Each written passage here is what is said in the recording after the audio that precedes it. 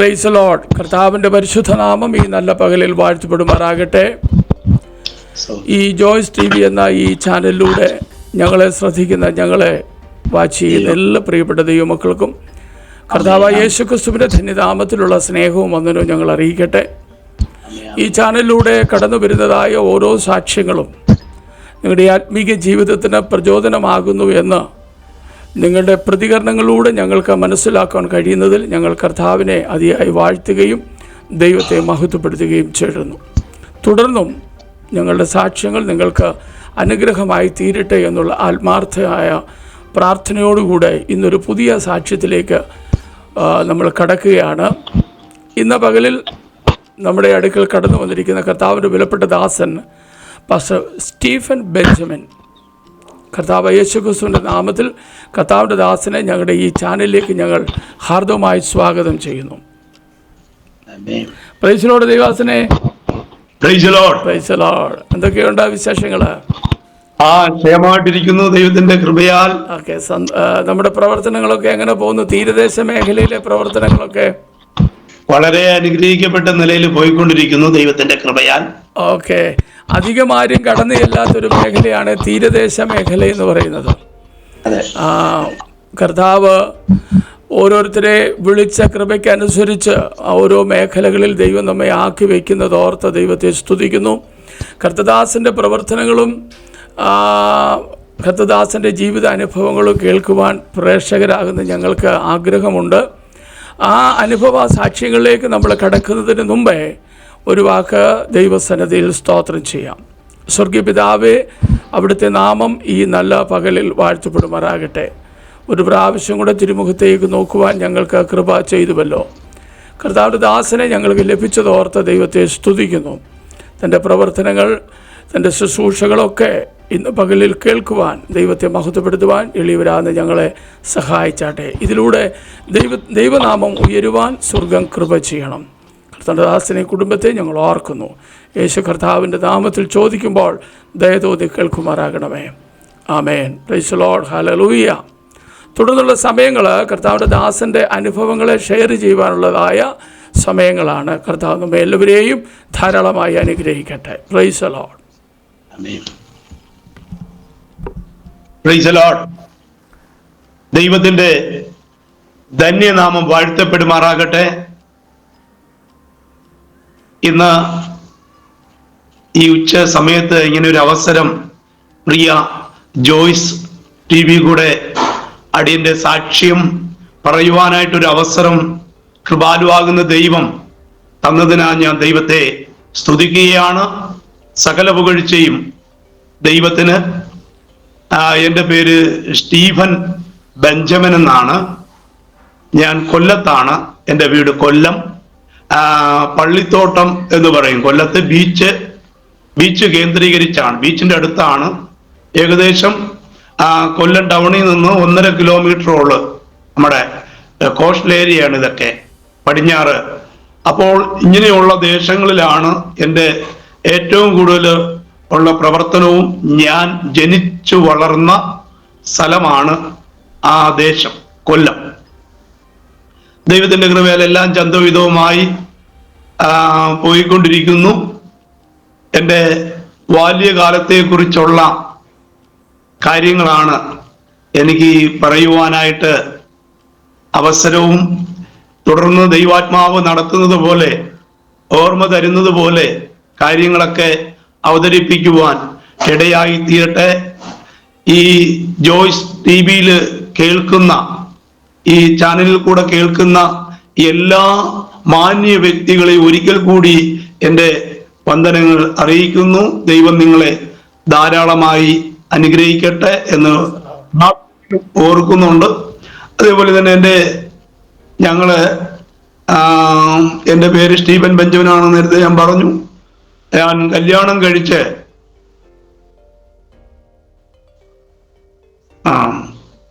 കേൾക്കാം. ഓക്കെ. അപ്പോൾ എനിക്ക് കല്യാണം കഴിച്ച് എനിക്ക് 2 മക്കളാണ്.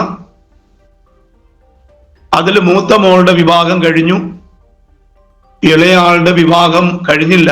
അദ്ദേഹം M.Com കഴിഞ്ഞ് പഠിച്ചുകൊണ്ടിരിക്കുകയാണ്. ബാങ്ക് കോച്ചിങ്ങിന് പോകുവാനായിട്ട് പോയിക്കൊണ്ടിരിക്കുന്നു. അപ്പോൾ ഞങ്ങള് ഇപ്പോൾ ആദ്യത്തെ എൻ്റെ അനുഭവം ആണല്ലോ പറയേണ്ടത്. അപ്പോൾ ഞങ്ങളുടെ അപ്പനും അമ്മയ്ക്കും 11 മക്കളാണ്. 11 മക്കളില് 6ാമത്തെ ആളായിട്ടാണ് ഞാൻ ജനിക്കുന്നത്. എൻ്റെ മൂത്ത സഹോദരന് ഒരു ചേട്ടനുണ്ട്. അത് കഴിഞ്ഞിട്ട് ഒരു ചേച്ചി, പിന്നീട് ഒരു 5 ആൺപിള്ളേര്. അപ്പൊ എൻ്റെ കാലശേഷം പിന്നീട് ഞാൻ ജനിച്ചു കഴിഞ്ഞിട്ട് പിന്നീട് ഒരു 5 സഹോദരിമാര് പിന്നീട് എൻ്റെ പിന്നല്ല. അങ്ങനെ ഞങ്ങൾ മൊത്തം 11 മക്കളാണ്. അപ്പൊ ഈ 11 മക്കളില് ആ കാലഘട്ടം ഇന്നേക്ക് ഏകദേശം ഒരു 45 വർഷത്തിന് മുമ്പ്, 50 കൂട്ടിക്കോ, 45 വർഷം. അപ്പോൾ അങ്ങനെ വരുന്ന കാലഘട്ടത്തില് വളരെ പട്ടിണിയും വളരെ ശൂന്യതയും. കാരണം ആ സമയങ്ങളിൽ വലിയ നമ്മളൊന്ന് ഓടിച്ചു നോക്കിക്കഴിഞ്ഞാൽ എല്ലാവർക്കും ജോലി ഇല്ല. അതേപോലെ തന്നെ ആരുടെയും കയ്യിൽ വലുതായിട്ട് പൈസ ഇല്ല. അപ്പൊ അങ്ങനെ വരുമ്പോൾ ഭയങ്കരമായിട്ട് മഴ പെയ്തു കഴിഞ്ഞാൽ ആരുടെയും ഭവനത്തിൽ അന്ന് ഞങ്ങളുടെ ഈ തീരപ്രദേശങ്ങളില് വളരെ പ്രയാസമാണ്. കാരണം തെങ്ങിന്റെ അത്രയും വരുന്ന ഭയങ്കരമായ കടലില് പണിക്ക് പോയെങ്കിൽ മാത്രമോ നമുക്ക് എന്തെങ്കിലും ഭക്ഷണം കഴിക്കുവാനായിട്ട് കഴിയൂ. അങ്ങനെ ഇരിക്കുമ്പോൾ ഞങ്ങൾ വളരെ പ്രയാസത്തിൽ കൂടെയാണ് കടന്നുപോയത്. കാരണം ഇത്രയും ഈ 11 മക്കളും കഴിഞ്ഞു പോകണം. അങ്ങനെ വരുമ്പോൾ ഞങ്ങൾക്ക് പഠിക്കുവാനായിട്ടുള്ളൊരു അവസരം ഉണ്ടായിട്ടില്ല. കാരണം പട്ടിണിയായിട്ട് ഭയങ്കരം രീതിയിലാണ് ഞങ്ങൾ ആ സമയങ്ങളിലൊക്കെ പോയിക്കൊണ്ടിരുന്നത്. അപ്പോൾ ഈ പെട്ടെന്ന് തന്നെ ഈ പറഞ്ഞതുപോലെ നമ്മൾ ഒരു ക്ലാസ്സിന് പഠിക്കാൻ കൊണ്ടാക്കി കഴിഞ്ഞപ്പോൾ അവിടെ പോയി കഴിയുമ്പോൾ അല്പ ഉപ്പുമാവ് കിട്ടി, ഇല്ലെന്നുണ്ടെങ്കിൽ അതും നമുക്ക് വളരെ പ്രയാസമാണ്.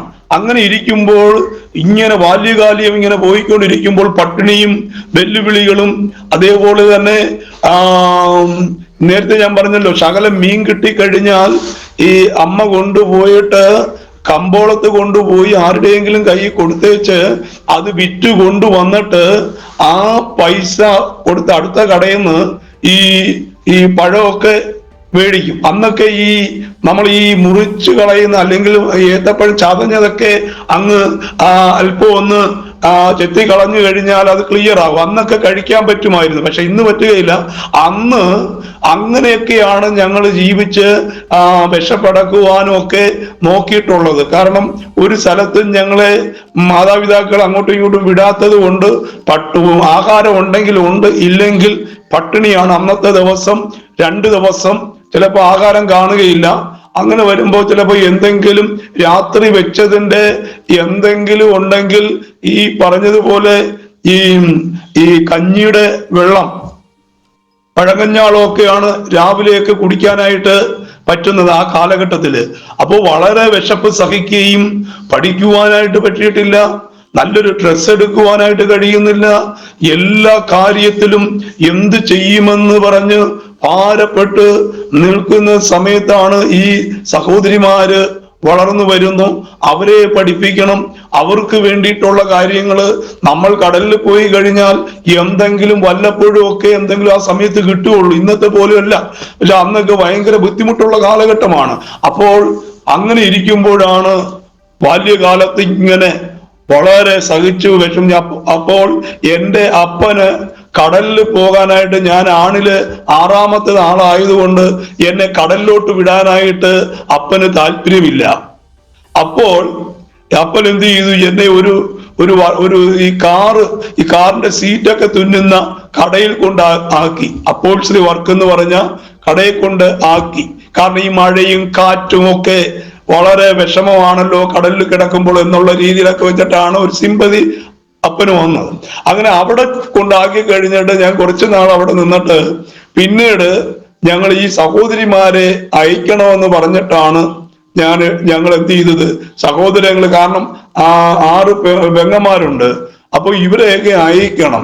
കാരണം എൻ്റെ അപ്പന്റെ ചേട്ടൻ, ഞങ്ങള് പേരപ്പൻ എന്ന് പറയും, വല്യപ്പൻ എന്ന് പറയും, ആ അപ്പച്ചൻ കുടിച്ചിട്ട് വന്നിട്ട് പറയുന്നത് വളരെ വിഷമിപ്പിക്കുന്ന വാക്കുകളാണ് അമ്മയുടെ അടുത്ത് പറയുന്നത്. ഞങ്ങൾ കുഞ്ഞാണ്. അപ്പോൾ പറയുന്നത് ഇങ്ങനെയാണ്, സന്ധ്യയ്ക്ക് കുടിച്ചേച്ച് വന്നിട്ട് പറയുന്നത് ഇങ്ങനെയാണ്: ബെഞ്ചമിൻ, നിനക്കുള്ളതെല്ലാം പെണ്ണാണ്. നിന്റെ കുഞ്ഞുങ്ങളെ കെട്ടിച്ചയക്കുവാൻ വകയില്ലാതെ നിന്റെ കുഞ്ഞുങ്ങളെ അങ്ങോട്ടും ഇങ്ങോട്ടും കൊട്ടയിൽ പുറക്കി വെച്ച് നടക്കുന്നത് ഞാൻ കാണും. കാരണം എൻ്റെ വല്യച്ഛന് 10 മക്കളാണ്. അതിൽ 2 പെണ്ണും 8 ആണുമാണ്. അതുകൊണ്ടാണ് ഈ വാക്കുകളെല്ലാം പറയുന്നത്. ഞങ്ങൾക്കാണ് പെണ്ണ് ഉള്ളത്. ഇന്ന് പകലില് എനിക്ക് പറയുവാനായിട്ടുള്ളത്, ഈ ജോയ്സ് ടിവിയില് കേൾക്കുന്ന മാന്യ സഹോദരങ്ങളെ, അമ്മച്ചിമാരെ, അപ്പച്ചന്മാരെ, കുഞ്ഞുങ്ങളെ, നിങ്ങള് എവിടെയെങ്കിലും നിന്ന കേൾക്കുന്നതുണ്ടെങ്കിൽ, നിങ്ങളെ പ്രയാസപ്പെടുത്തുന്നുണ്ടെങ്കിൽ, നിങ്ങളുടെ ജോലിയിലായിരിക്കാം, നിങ്ങളുടെ ഭവനത്തിനായിരിക്കാം, നിങ്ങളുടെ അയൽവക്കത്തായിരിക്കാം, ഒരു നിന്ദയുണ്ടെങ്കിൽ നമ്മുടെ ദൈവം മറന്നു കളയുന്ന ദൈവമല്ല എന്നുള്ള കാര്യത്തില് 100% എനിക്ക് ഉറപ്പുണ്ട്. കാരണം ഞാൻ കടൽ തീരത്ത് കിടന്നുകൊണ്ട് സന്ധ്യാസമയത്ത് ദൈവത്തോട് പ്രാർത്ഥിക്കുന്ന അന്ന് കത്തോലിക്കല് ആണെങ്കിലും ഞാൻ എന്ത് ചെയ്യുന്ന പറയാ, ഞങ്ങള് സന്ധ്യയ്ക്ക് ആഹാരം ഇല്ലാതെ വരുമ്പോൾ കടപ്പുറത്ത് പോയി കിടന്നിട്ട് വിശാലമായിട്ട് ആകാശത്തിലേക്ക് മലർന്ന് കിടന്നുകൊണ്ട് നോക്കി ദൈവത്തോട് പ്രാർത്ഥിക്കുമായിരുന്നു. അറിയാവുന്ന കാര്യത്തിലൊക്കെ ചെന്ന് പ്രാർത്ഥിക്കുമായിരുന്നു. ദൈവമേ, ഈ ഓടിപ്പോകുന്ന പ്ലെയിനകത്തൊന്ന് കയറാൻ പറ്റുമോ ഞങ്ങൾക്ക്? ഗൾഫിൽ പോയി 1000 രൂപ 2000 രൂപ ശമ്പളം കിട്ടിയാൽ മതി. 1000 രൂപ ഈ വീട്ടിൽ അയച്ചു കൊടുക്കാനും 1000 രൂപ ഞങ്ങൾ എൻ്റെ സേവിങ്ങിന് വേണ്ടിയിട്ട് 2000 രൂപയാണ് ആഗ്രഹിക്കുന്നത് എൻ്റെ കൊച്ചു മനസ്സില്, എൻ്റെ പെങ്ങന്മാരെ അയക്കുവാൻ വേണ്ടിയിട്ട്. അപ്പോൾ അങ്ങനെ ഇരിക്കുമ്പോഴാണ് ഞങ്ങൾ 5 ആണിൽ ഒരാള് 5 ആണിൽ ഒരാളെ ഒരു തീപിടുത്തമുണ്ടായി ഞങ്ങളുടെ ദേശത്ത്. ഏകദേശം ഒരു 1/2 കിലോമീറ്ററിൽ കൂടുതൽ ഈ വീടുകളെല്ലാം കത്തിപ്പോയി. അന്ന് ഈ ചെറ്റ കുടിലാണ്. വീടുകളൊക്കെ കത്തിപ്പോയി, ഡ്രസ്സുകളൊക്കെ കത്തിപ്പോയി. ഞങ്ങളെല്ലാം പുറത്ത് നീക്കി. എനിക്ക് അന്ന് അല്പം ഓർമ്മയുള്ളൂ. എല്ലാം നശിച്ചു പോയപ്പോൾ എൻ്റെ ഞങ്ങളുടെ അമ്മാമ്മയെന്ന് പറയും, അമ്മാമ്മ ഈ ഒരു ചേട്ടനെ കൊണ്ടുപോയി. അപ്പൊ ഞങ്ങൾ ആ ചേട്ടനെ റിട്ടേൺ തിരിച്ചു വരുത്താൻ വേണ്ടി ശ്രമിച്ചിട്ടും ആ ചേട്ടൻ വരത്തില്ല. കാരണം അമ്മയുടെ വീട്ടില് ആഹാരമുണ്ട് അന്ന്. കാരണം അവിടെ മീൻ കച്ചവടം ഉണക്കലൊക്കെ ഉള്ളത് കൊണ്ട് ഞങ്ങൾക്ക് പട്ടിണി ആയതുകൊണ്ട് അയാൾ ജന്മം ചെയ്താൽ വരത്തില്ല. ഞങ്ങൾ അവിടെ ചെന്ന് കഴിഞ്ഞാൽ അദ്ദേഹത്തിന് ഇഷ്ടമല്ല. കാരണം ഞങ്ങൾ അവിടെ വന്ന് എന്തെങ്കിലും അല്പം ആഹാരം കിട്ടുമെന്ന് കരുതിയിട്ടാണ് ഇത് അവിടെ പോകുന്നത്. പക്ഷെ ഇത് സമ്മതിക്കുകയില്ല. പക്ഷേ അങ്ങനെ ഒരു തീരുമാനം എടുത്തപ്പോൾ അയാൾ പറഞ്ഞു, ഒരു കാര്യം ചെയ്യ്, ഞാൻ കെട്ടിക്കേണ്ട സഹോദരിയെ ഞാൻ കൊണ്ടുപോകാം എന്ന് അദ്ദേഹം പറഞ്ഞു. അപ്പോൾ അത് നടന്നില്ല. പക്ഷെ ദൈവത്തിന്റെ കൃപയാൽ ഞങ്ങൾ ഞങ്ങളുടെ ഒരു അമ്മാച്ചൻ പോയിട്ട് വന്നിട്ട് പറയും, നിങ്ങൾക്ക് വിസ തരാം എന്നൊക്കെ. ഒമാനിൽ മീൻ പിടിക്കുന്ന ജോലിയാണ്. അപ്പൊ നിങ്ങൾക്ക് വിസ തരാന്ന് പറയുമ്പോൾ ജന്മം ചെയ്താൽ ഞങ്ങളെ ആരും എടുക്കത്തില്ല. കാരണം അവര് പറയുന്നത് നാട്ടുകാരിൽ ആരെങ്കിലും പറഞ്ഞു കൊടുക്കും, അവർ വഴക്കുണ്ടാക്കുന്ന ആൾക്കാരാണ്, പ്രശ്നക്കാരാണ്, വാളെടുക്കുന്നവരാണ്, വലിയ കലകക്കാരാണ് എന്നൊക്കെ പറഞ്ഞ് തിരിപ്പിച്ചു കഴിയുമ്പോൾ അമ്മാച്ചൻ പോയിട്ട് പിന്നെ വിസ അയച്ചു തരത്തില്ല. അങ്ങനെ ഇരിക്കുമ്പോഴാണ് വേറൊരു അമ്മാച്ചൻ കൂടെ ആ കാലഘട്ടത്തിൽ പോയപ്പോൾ ഒരു സിമ്പതി തോന്നി. എൻ്റെ ചേട്ടനെ അമ്മാച്ചൻ എടുത്തു. വേറൊരു അമ്മാച്ചൻ എടുത്തു കഴിഞ്ഞപ്പോഴാണ് ഇവര് പതുക്കെ പോവാൻ തുടങ്ങി. മീൻ പിടുത്തത്തിനാണ് അവർ പോയത്. പക്ഷെ വലിയ ഗുണമില്ലെങ്കിലും ഭാഗ്യത്തിന് ഞങ്ങളുടെ സഹോദരിമാരെയൊക്കെ ഇവരെ അയക്കാൻ തുടങ്ങി. കാരണം ഭയങ്കരമായ നിന്ദകളും പ്രയാസങ്ങളും, പഠിക്കുവാൻ കഴിയാതെ അപ്പോൾ എന്റെ ഒരു രീതി എന്ന് പറയാൻ, ഞങ്ങൾക്ക് കരയ്ക്ക് നിന്ന് വലിക്കുന്ന ഒരു വലയുണ്ട്, കമ്പോല എന്ന് പറയാം, അപ്പുറം ഇപ്പുറം നിന്ന് വലിക്കുന്ന, ബീച്ചിൽ വന്നിട്ടുള്ളവർക്ക് കാണാൻ പറ്റും. അപ്പൊ ഇതിൽ നിന്ന് ഏതെങ്കിലും നല്ലൊരു മീൻ എടുത്തിട്ട് അന്ന് കൊടുക്കുമ്പോൾ 50 പൈസയോ 1 രൂപയോ കിട്ടിക്കഴിഞ്ഞാൽ പിന്നെ സ്കൂളിലും പോകത്തില്ല. കാരണം സ്കൂളിൽ പോകാൻ ബുക്ക് ഇല്ല, കാരണം പെൻസിൽ ഇല്ല. അവിടെ ചെന്ന് സ്കൂളിന്റെ മുമ്പിൽ ചെന്നിട്ട് എവിടെയെങ്കിലും വല്ല പെൻസിലിന്റെ കഷണം ആരെങ്കിലും എഴുതിയിട്ട് കളഞ്ഞതോ മറന്നു വെച്ചത് എവിടെയെങ്കിലും കിട്ടുമെന്നുണ്ടെങ്കിൽ നോക്കുകയാണ്. പക്ഷേ ഒന്നും കിട്ടാത്ത സാഹചര്യം, ഒന്നുമില്ല. നല്ല ഡ്രസ് ഇല്ല, കാരണം ഒരു പെരുന്നാൾ, പള്ളി പെരുന്നാൾ വന്നാൽ ഡ്രസ് ഇല്ല. കാരണം യൂണിഫോം സർക്കാർ ആ കാലഘട്ടത്തിൽ മുട്ട കളറിലെ തുണി, ഷർട്ടിന്റെ തുണിയും ഈ യൂണിഫോം ഇതിന്റെ ഈ നീല കളറിലെ തുണിയും തന്ന് മേടിക്കാനും അത് പറ്റിയിട്ടില്ല. അങ്ങനെ വളരെ പ്രതികൂലത്തും പ്രശ്നത്തിൽ കൂടെ കടന്നു പോകുമ്പോഴാണ് സൗദിയിലേക്ക് എനിക്കൊരു വഴി തുറക്കുന്നത്. സൗദിയിലേക്ക് ചെന്ന് ഈ പ്രയാസം, ഞങ്ങളുടെ ഈ വല്യച്ഛൻ ഇങ്ങനെ കിടന്ന് രാപ്പകല് ഞങ്ങളെ വെല്ലുവിളിച്ച് പ്രയാസപ്പെടുത്തുമ്പോൾ അമ്മ അറിയാവുന്ന രീതിയിൽ ദൈവത്തോട് അന്ന് പ്രാർത്ഥിക്കുകയാണ്. ഞങ്ങളും പ്രാർത്ഥിക്കുകയാണ്, കർത്താവേ ഞങ്ങളുടെ സഹോദരങ്ങളെ കർത്താവെ കൊട്ടയിൽ വെച്ച് പുറക്കിക്കൊണ്ട് നടക്കുമെന്ന് പറയുമ്പോൾ, എന്റെ ദൈവമേ ഞങ്ങൾക്ക് വേണ്ടി അത്ഭുതം ചെയ്യണമെന്ന് പറഞ്ഞ് ഞങ്ങൾക്ക് അറിയാവുന്ന രീതിയിലൊക്കെ ചെന്ന് ഇങ്ങനെ പ്രാർത്ഥിക്കുകയാണ്. പക്ഷെ ഭാഗ്യത്തിന് കുറെയൊക്കെ ഈ വിഗ്രഹങ്ങളോട് അല്ലായിരുന്നു. പക്ഷെ അന്ന് പലരും വിഗ്രഹത്തിനോട് പ്രാർത്ഥിക്കും. പക്ഷെ ഇവരൊക്കെ ഉള്ളത് കൊണ്ട് നമ്മുടെ കൂടെയുള്ള പ്രാർത്ഥിക്കുന്നവരുണ്ട്, ഈ മാതാവ് ഭക്തിക്കാര്. അവരെന്ത് ചെയ്യും, ഈ കൊന്ത പിടിക്കാൻ പറയും, അതെ പരിശുദ്ധ മറിയമേ. ആ കൂട്ടത്തിൽ ഞാനും ഇങ്ങനെ ഒരിടയ്ക്ക് ഇങ്ങനെ ചെയ്തുകൊണ്ടിരുന്നപ്പോൾ പിന്നീട് ഞാൻ ഈ ഗൾഫിലേക്ക് ദൈവത്തിന്റെ കൃപയാൽ അടുത്ത ഘട്ടം എന്നെ ഗൾഫിലേക്ക് ഞാൻ പോവുകയാണ്. എന്റെ 18 വയസ്സിൽ ഞാൻ ഗൾഫിലേക്ക് പോകും. എങ്ങനെ പോകും? അതൊക്കെ ഒരു വലിയൊരു സംഭവമാണ്. അങ്ങനെ അവിടെ ചെന്ന് കഴിഞ്ഞപ്പോഴാണ് ഈ സദ്ദാം ഹുസൈന്റെ ഒക്കെ യുദ്ധത്തിന്റെ ടൈമാണ്. ആ സമയത്ത് അവിടെ ചെന്ന് സൗദി ചെന്ന് കഴിഞ്ഞപ്പോൾ ദൈവത്തിന്റെ കാരണം ഞങ്ങളുടെ ആഗ്രഹം എന്ന് പറഞ്ഞാൽ ഈ സഹോദരിമാരെ അയക്കണം. ഞങ്ങളുടെ ചിന്തയെന്ന് പറഞ്ഞാൽ വേറൊരു ചിന്ത ഞങ്ങൾക്കില്ല.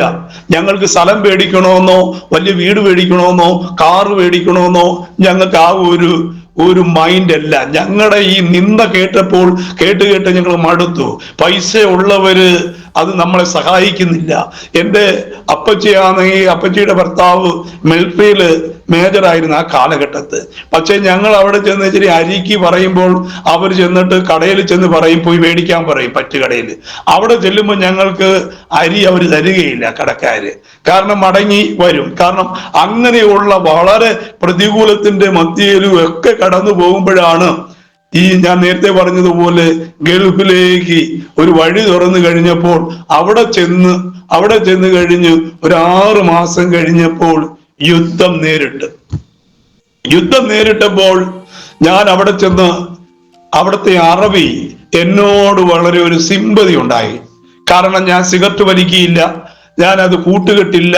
അങ്ങനെ നോക്കിയപ്പോ അദ്ദേഹത്തിനൊരു സന്തോഷം തോന്നിയപ്പോ ഞങ്ങൾ ഇങ്ങനെ ഈ കടലിലൊക്കെ ഇങ്ങനെ മീൻ പിടിക്കാൻ പോകും, അദ്ദേഹത്തിന്റെ കൊച്ചുങ്ങളെയും ഞാനുമായിട്ടൊക്കെ. പിന്നെ ഈ കല്യാണം വരുമ്പോ എന്നെ വണ്ടിയിൽ അങ്ങ് എടുത്തിട്ട്, ഞാൻ പോയില്ലെങ്കിലും മറ്റുള്ളവരെ ഒന്നും കൊണ്ടുപോകത്തില്ല, എന്നെ രാത്രിയിൽ ഇവരുടെ കല്യാണമാണ്, ഈ അറബികളുടെ കല്യാണത്തിന് എന്നെ അറബി അങ്ങ് പൊക്കി അങ്ങ് എടുത്ത് വണ്ടിയിലിട്ട് കൊണ്ടുപോയിട്ട് അവിടെ ചെന്ന് കഴിയുമ്പോൾ ഈ ചോറ് ഭക്ഷണം കഴിച്ചുകൊണ്ടിരിക്കുമ്പോൾ ഈ ഇറച്ചിയൊക്കെ അവർ വെച്ച് അങ്ങോട്ടും ഇങ്ങോട്ടും ഒക്കെ എനിക്കും അവർ കഴിച്ചിട്ട് കടിച്ചേച്ച് എനിക്ക് വിട്ടു വരും, അടുത്ത ആളെടുത്ത് ഇങ്ങനെ കടിച്ചിങ്ങനെ. അപ്പൊ നമുക്കൊക്കെ ഒരു അറുപ്പാണ്. പക്ഷെ ഇവര് പറയുന്ന അങ്ങനെയല്ല, ഇത് കഴിക്കണം. അവരോടെല്ലാം പറഞ്ഞു കൊടുക്കുന്ന ഒരു കാര്യമുണ്ട്, ഇവൻ മുസ്ലിം ആകാൻ പോവുകയാണ്, എനിക്ക് സ്വർഗം കിട്ടും എന്ന് വെച്ചാൽ ഞാൻ മുസ്ലിം ആകാൻ പോവുകയാണെന്നാണ് ഇവൻ പറഞ്ഞു വെക്കുന്ന എല്ലാ സ്ഥലത്തും. പക്ഷെ ഞാൻ എന്ത് ചെയ്തു, അപ്പൊ എന്നെ ഇത് മുസ്ലിം ആക്കാൻ വേണ്ടി അവിടുത്തെ ഇമാമും ഈ നമ്മൾ കൊടുക്കുന്ന ട്രാക്ട് പോലെ, അന്ന് എന്താണെന്ന് എനിക്ക് അറിയത്തില്ല, മലയാളം, ഹിന്ദി, തമിഴ്, അറബൊക്കെ കൊണ്ടുവന്നു. പക്ഷെ എനിക്ക് ഇതൊന്നും വായിക്കാൻ അറിയത്തില്ല. പക്ഷെ ഞാൻ എന്ത് ചെയ്തില്ല, ഇവരുടെ കൂട്ടത്തിൽ പോയില്ല. അപ്പോൾ അങ്ങനെ ഇരിക്കുമ്പോഴാണ് ഈ ജോലി ചെയ്തുകൊണ്ടിരിക്കുമ്പോൾ എന്നെ ഇദ്ദേഹത്തിന് വലിയ ഇഷ്ടമായി. കാരണം ഞാൻ സമയം പാലിക്കുന്ന ഒരാളാണ്, ജോലിയൊക്കെ ചെയ്ത് നല്ല കൃത്യമായിട്ട് ഞാൻ റൂമിൽ പോകത്തില്ല. അങ്ങനെ ഞാൻ ഇരിക്കുമ്പോഴാണല്ലോ നേരത്തെ ഈ യുദ്ധം വന്നു കഴിഞ്ഞപ്പം എല്ലാവരും നാട്ടിലേക്ക് പോകാൻ പോകുന്നു, എല്ലാവരും ഒന്നിച്ചു കൂടി, ഒരു ഫ്ലാറ്റിൽ ഒന്നിച്ചു കൂടി മലയാളികളൊക്കെ. ഞാൻ പറഞ്ഞു ഞാൻ വരത്തില്ല, എനിക്കൊരു ലക്ഷ്യമുണ്ട്. എന്താണ്? ഞാൻ ഇവിടെ നിന്ന് മരിക്കുന്നെങ്കിൽ ഇവിടെ കിടന്ന് മരിക്കും.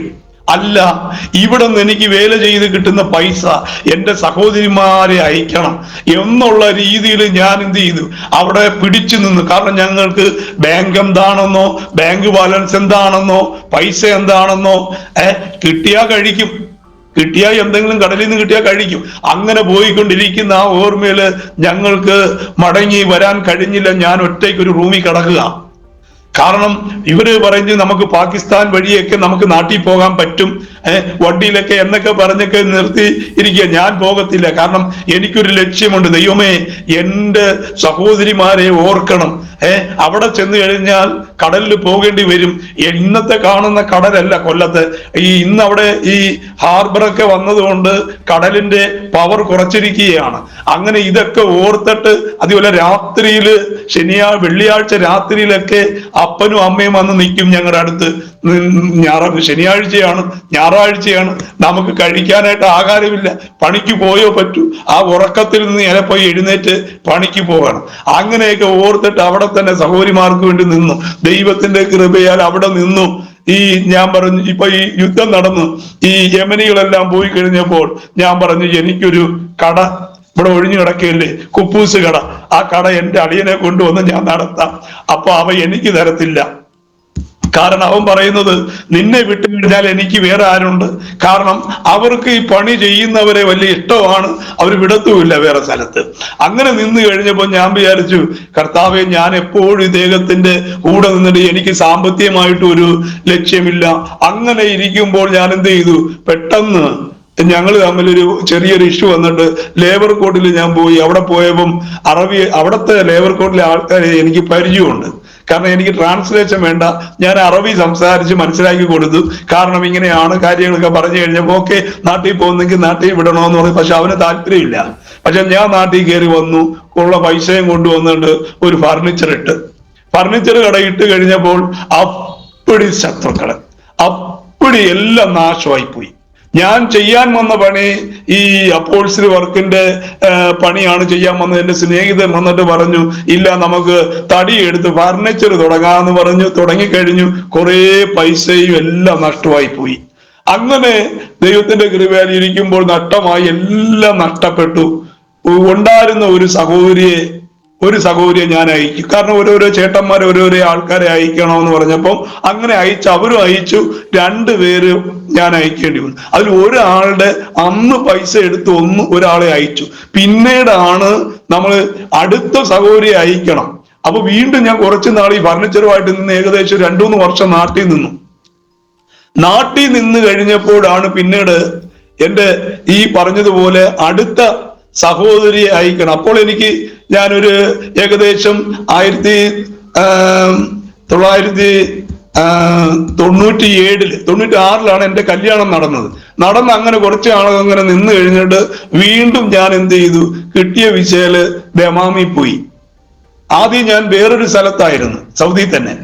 അപ്പോ അവിടെ നിന്ന് കിട്ടിയ പൈസയൊക്കെ കൊണ്ടുവന്നാണ് ഒരു സഹോദരി അയച്ചിട്ട് എൻ്റെ മൂത്ത പെങ്ങള് പറഞ്ഞു, നീ ഇപ്പോഴുള്ള ഈ വീട് എടുത്തിട്ട് അടുത്തൊരു സഹോദരി ഇളയവളെ കൂടെ അയക്കണം എന്ന് പറഞ്ഞപ്പോ എനിക്കതൊരു പ്രയാസം പോലെ തോന്നി. കാരണം ഇനി നമ്മൾ എന്ത് ചെയ്യുമെന്ന് പറഞ്ഞു. കാരണം ഉള്ളതെന്ന് പറഞ്ഞാൽ ഒരു പുറമ്പോക്ക് ഭൂമിയാണ്. എന്ന് വെച്ചാൽ ഒരു ചെറിയൊരു വീട്, ഓടിട്ട വീട്, അത് ഒരു ചെറിയൊരു വീട്. അപ്പൊ അപ്പനും അമ്മയും നോക്കിയിട്ട് ഈ വീട് നീ എടുക്കാൻ പറഞ്ഞു. ഞാൻ ആദ്യം എനിക്ക് മനസ്സിലായിരുന്നു, പിന്നെ അപ്പനും അമ്മയും നോക്കണമല്ലോ, എൻ്റെ അപ്പനും അമ്മയാണല്ലോ എന്ന് പറഞ്ഞിട്ട് ഞാൻ എന്ത് ചെയ്തു, വീണ്ടും ഗൾഫിലേക്ക് പോയി കഴിഞ്ഞ് ദമാം എന്ന് പറഞ്ഞ സ്ഥലത്ത് ഖത്തീബിൽ ചെന്നു. അവിടെ ചെന്ന് കഴിഞ്ഞപ്പോൾ എൻ്റെ ദൈവമേ, ഞാൻ കുഴയാൻ തുടങ്ങി എന്ന് പറഞ്ഞാൽ ഇതുവരെ ഇല്ലാത്ത ഒരു രീതിയാണ് ഞാൻ ഇപ്പോൾ പെടുന്നത്. കാരണം അവിടെ ചെന്ന് കഴിഞ്ഞപ്പോൾ പെട്ടെന്ന് തന്നെ അവിടെ ഈ ഏകദേശം 500ഓളം ആൾക്കാരുണ്ട് അവിടെ. പല പല സെക്ഷനായിട്ട് ജോലി ചെയ്യുന്നവരുണ്ട്. അവിടെ ചെന്ന് കഴിഞ്ഞപ്പം ഏകദേശം ഒരു 10 ടോയ്ലറ്റേ ഉള്ളൂ ഇത്രയും പേർക്ക് രാവിലെ. അപ്പൊ ഇതെല്ലാം കണ്ടപ്പോ എനിക്ക് പ്രയാസമായി, അവിടുത്തെ ജോലി കാര്യങ്ങളൊക്കെ പ്രയാസമായി കഴിഞ്ഞപ്പോ എനിക്ക് വിഷമമായി കഴിഞ്ഞപ്പോൾ ഞങ്ങളുടെ ഇപ്പൊ ഈ ദമാമി കൊണ്ടുപോയ അറബി ഞങ്ങളെ ഏകദേശം 800 റിയാലും അന്ന് 800 റിയാൽ ഓവർ ടൈം പറഞ്ഞാണ് കൊണ്ടുപോയത്. അവിടെ ചെന്ന് കഴിഞ്ഞപ്പോൾ ഓവർ ടൈമും ഇല്ല, 800 റിയാൽ മാത്രമേ ഉള്ളൂ ശമ്പളം. അപ്പോൾ അങ്ങനെ വന്നു കഴിഞ്ഞപ്പോൾ പ്രയാസം തോന്നി. കാരണം എന്താ, ഇനി എന്റെ ഇളയ സഹോദരി അയക്കാൻ പറ്റുന്നില്ലല്ലോ എന്ന് പറഞ്ഞ് വിഷമത്തിലിരിക്കുമ്പോൾ ഞാൻ പറഞ്ഞൊരു കാര്യം ചെയ്യ്, ഇനി ഇളയ സഹോദരിയെ നിങ്ങൾ ആ വീട് വിറ്റ് നിങ്ങൾ കെട്ടിച്ചോ, എന്നെ കൊണ്ട് ഇനി നിവൃത്തിയില്ല, ഇവിടെ ശമ്പളം കുറവാണെന്ന് പറഞ്ഞ്. അപ്പോ ഒരു വിധത്തിലും വീട് വിൽക്കാനും സമ്മതിക്കില്ല. ഈ അപ്പനും പെങ്ങളും മൂത്ത പെങ്ങളും പറഞ്ഞു ഇല്ല, നിന്നെ കൊണ്ട് പറ്റും എന്ന് പറഞ്ഞുകൊണ്ട് അവിടെ നിന്ന് കഴിഞ്ഞപ്പോൾ എനിക്ക് വേണ്ടി ദൈവം എന്റെ സഹോദരിക്ക് വേണ്ടി, ഇളയ സഹോദരിക്ക് വേണ്ടി ദൈവം ഒരു വഴി തുറന്നു എന്ന് പറഞ്ഞാൽ എന്നെ ഈ ദമാമിൽ നിന്ന് അടുത്ത വേറൊരു സ്ഥലത്ത് ദബൂക്കിൽ എന്ന് പറഞ്ഞൊരു സ്ഥലത്തേക്ക് എന്നെ വിടുകയാണ്.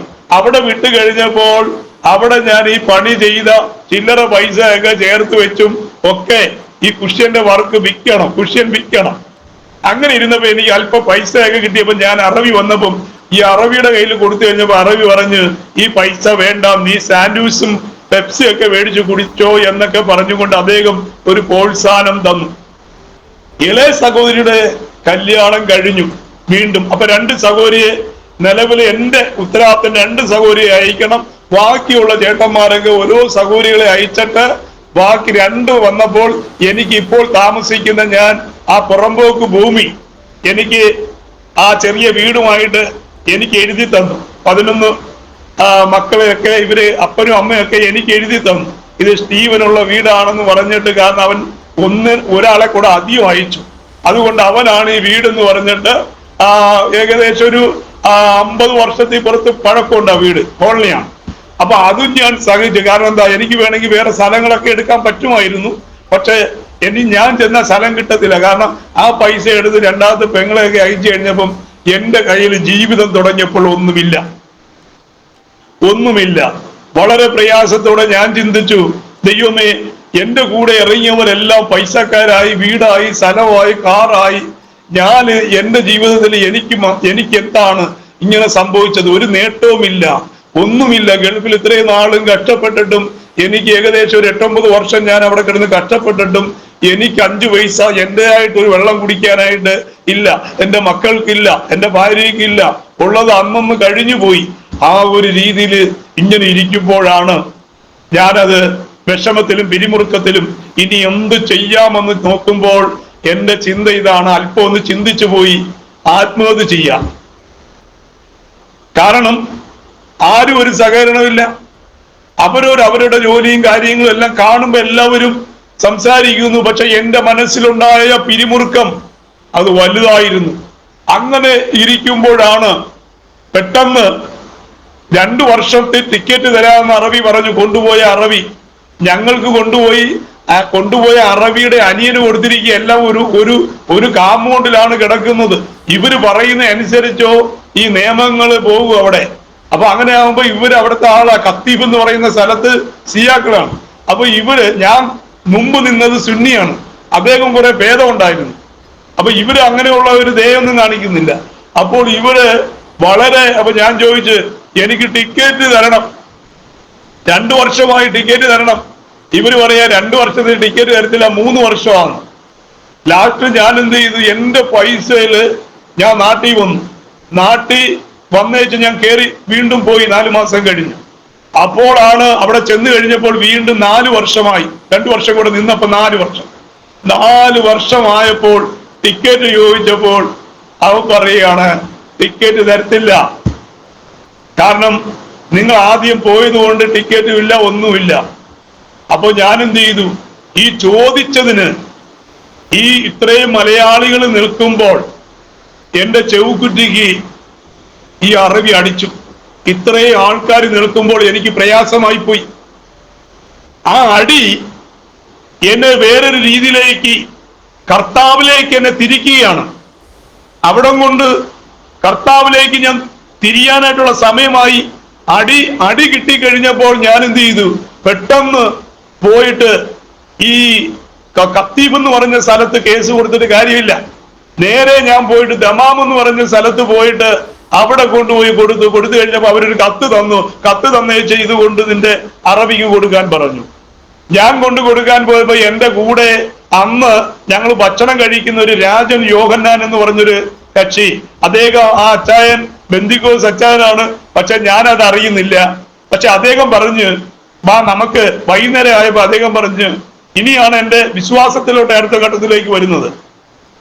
അദ്ദേഹം പറഞ്ഞു വാ നമുക്ക് പോയി ഒന്ന് പ്രാർത്ഥിച്ചിട്ട് വരാം. അപ്പൊ ഞാൻ വിചാരിച്ചു ഞങ്ങളുടെ കത്തോലിക്കൽ പ്രാർത്ഥന ആയിരിക്കും, വല്ല അച്ഛന്മാരോ വല്ല ആയിരിക്കും, ബ്രദർമാരോ ഒക്കെ ആയിരിക്കും. പക്ഷെ ഇദ്ദേഹം പറഞ്ഞ്, അപ്പൊ ഞാൻ പറഞ്ഞില്ല, എനിക്ക് അല്പം തലവേദന പോലെ ഉണ്ടാകുന്നു. ഇല്ല, നമുക്ക് കുഴപ്പമില്ല, നമുക്ക് ഇന്നും ഭക്ഷണം ഉണ്ടാക്കേണ്ട, നമുക്ക് പോയി പുറത്തുനിന്ന് കഴിച്ച് പ്രാർത്ഥിച്ചിട്ട് വരാമെന്ന്. അവിടെ ചെന്ന് കത്തീബ് എന്ന് പറഞ്ഞ സ്ഥലത്ത്, പ്രാർത്ഥന സ്ഥലത്ത് എന്നെ കൊണ്ടുപോയി കഴിഞ്ഞപ്പോൾ അവിടെ ജോലിയോടുള്ള ബന്ധത്തിലുള്ള സുവിശേഷകര്, പാസ്റ്റർമാര്, ഭാര്യമാര്, അവരൊക്കെ ഇരുന്ന് പ്രാർത്ഥിക്കുന്ന കൂട്ടായ്മയില് കൊണ്ടുപോയി. അപ്പോൾ ആദ്യമായിട്ടാണ് ഞാൻ ഇങ്ങനെ ഒരു ഗ്രൂപ്പിനെ കാണുന്നത് എന്റെ ജീവിതത്തില്. കാരണം ഞാൻ കണ്ടിട്ടുള്ളതെന്ന് പറഞ്ഞാൽ എന്റെ ജീവിതത്തില് ഞങ്ങളുടെ അവിടെ ഒരു സുവിശേഷകനുണ്ട് വീട്ടിന്റെ അടുത്ത്. ആ വീട്ടിന്റെ അടുത്ത് ആ മക്കളുമായിട്ട് ഞങ്ങൾ വലിയ അടുപ്പമാണ്. പക്ഷെ ഞങ്ങൾ ഈ വിശ്വാസം അവര് അടിച്ചേൽപ്പിക്കുകയോ അല്ലെങ്കിൽ ഇങ്ങനെ വരണമെന്ന് അവര് പറയുന്നില്ല. പക്ഷെ ആ അപ്പച്ചൻ ഇടയ്ക്ക് സുവിശേഷം പറയും. അപ്പോൾ അങ്ങനെ ഇരുന്നപ്പോ ഈ ആന്റിക്ക് ജോലി ഉള്ളത് കൊണ്ട് ആന്റി പാലക്കാടും ഇങ്ങനെയൊക്കെ സർക്കാരിന്റെ ജോലി ഉള്ളതുകൊണ്ട് അവർ കറങ്ങിയൊക്കെ വന്നു. അപ്പൊ പിന്നീട് ഈ അപ്പച്ചൻ, ബേബി ജാക്കോ അപ്പച്ചൻ എന്ന് പറഞ്ഞ അദ്ദേഹം ഒരു പാസ്റ്ററാണ്, സുവിശേഷകനാണ്. അപ്പൊ അദ്ദേഹം സുവിശേഷം ഇടയ്ക്ക് പറഞ്ഞിട്ടുണ്ട്. പക്ഷെ ആ കാലഘട്ടത്തിലൊന്നും നമുക്ക് ഇതിനെക്കുറിച്ച് അറിയത്തില്ല. പക്ഷേ അവിടെ ചെന്ന് കഴിഞ്ഞപ്പോൾ ഇവരൊക്കെ ഈ പ്രാർത്ഥിച്ചുകൊണ്ട് ഇരിക്കുന്നു. എന്റെ ആദ്യകാലത്തെ കാര്യങ്ങളും ഇനി വരാൻ പോകുന്ന കാര്യങ്ങളെല്ലാം പറഞ്ഞു കേട്ടപ്പോൾ ഞാൻ അത് അത്ഭുതപ്പെട്ടു പോയി. ദൈവമേ, ഇങ്ങനെ ഒരു സംഭവം ഉണ്ടോ എന്ന് പറഞ്ഞ് ഞാൻ വളരെ അധികമായിട്ട് അവരെ വിശ്വസിക്കുകയും ദൈവത്തെ വിശ്വസിക്കുകയും. അപ്പൊ അവര് പറഞ്ഞു പ്രാർത്ഥിച്ചിട്ട്, യേശുവിനോട് സ്നേഹമുണ്ടെങ്കിൽ ഈ കത്ത് അറബിയുടെ കയ്യിൽ കൊടുക്കരുത്, ജോലിക്ക് കയറണം. അപ്പൊ ഞാൻ കുഴഞ്ഞു. യേശുവിനോട് സ്നേഹമുണ്ട്, എനിക്ക് യേശുവിനോട് സ്നേഹമുണ്ട്. ഞാൻ എന്ത് ചെയ്തു? ആ കത്ത് കീറിക്കളഞ്ഞു.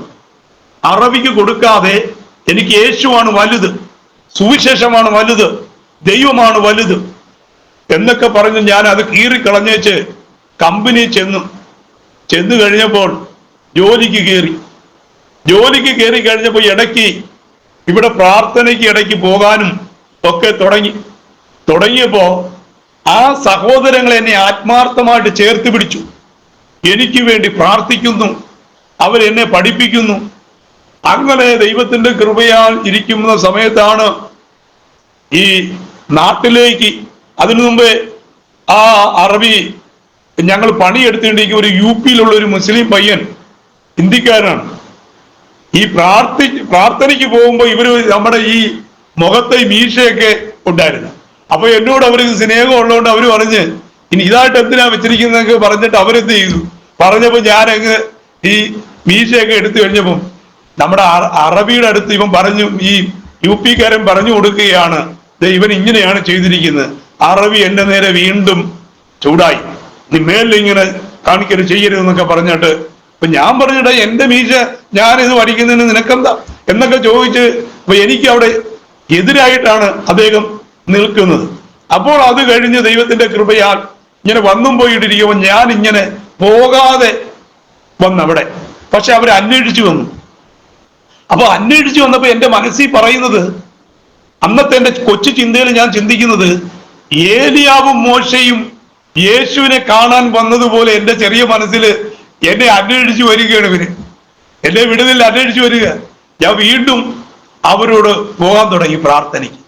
അങ്ങനെ പ്രാർത്ഥനയ്ക്ക് പോയിക്കൊണ്ടിരിക്കുമ്പോൾ വളരെ പ്രതികൂലം കഷ്ടതും അന്നുകൊണ്ട് ഇരിക്കുന്ന സമയത്ത് ബാബു ചെറിയാൻ പാഷ് IPCയിലെ, അന്ന് ഈ ബാബു ചെറിയാൻ പാഷ് ആരാണെന്നും എനിക്ക് അറിയത്തില്ല.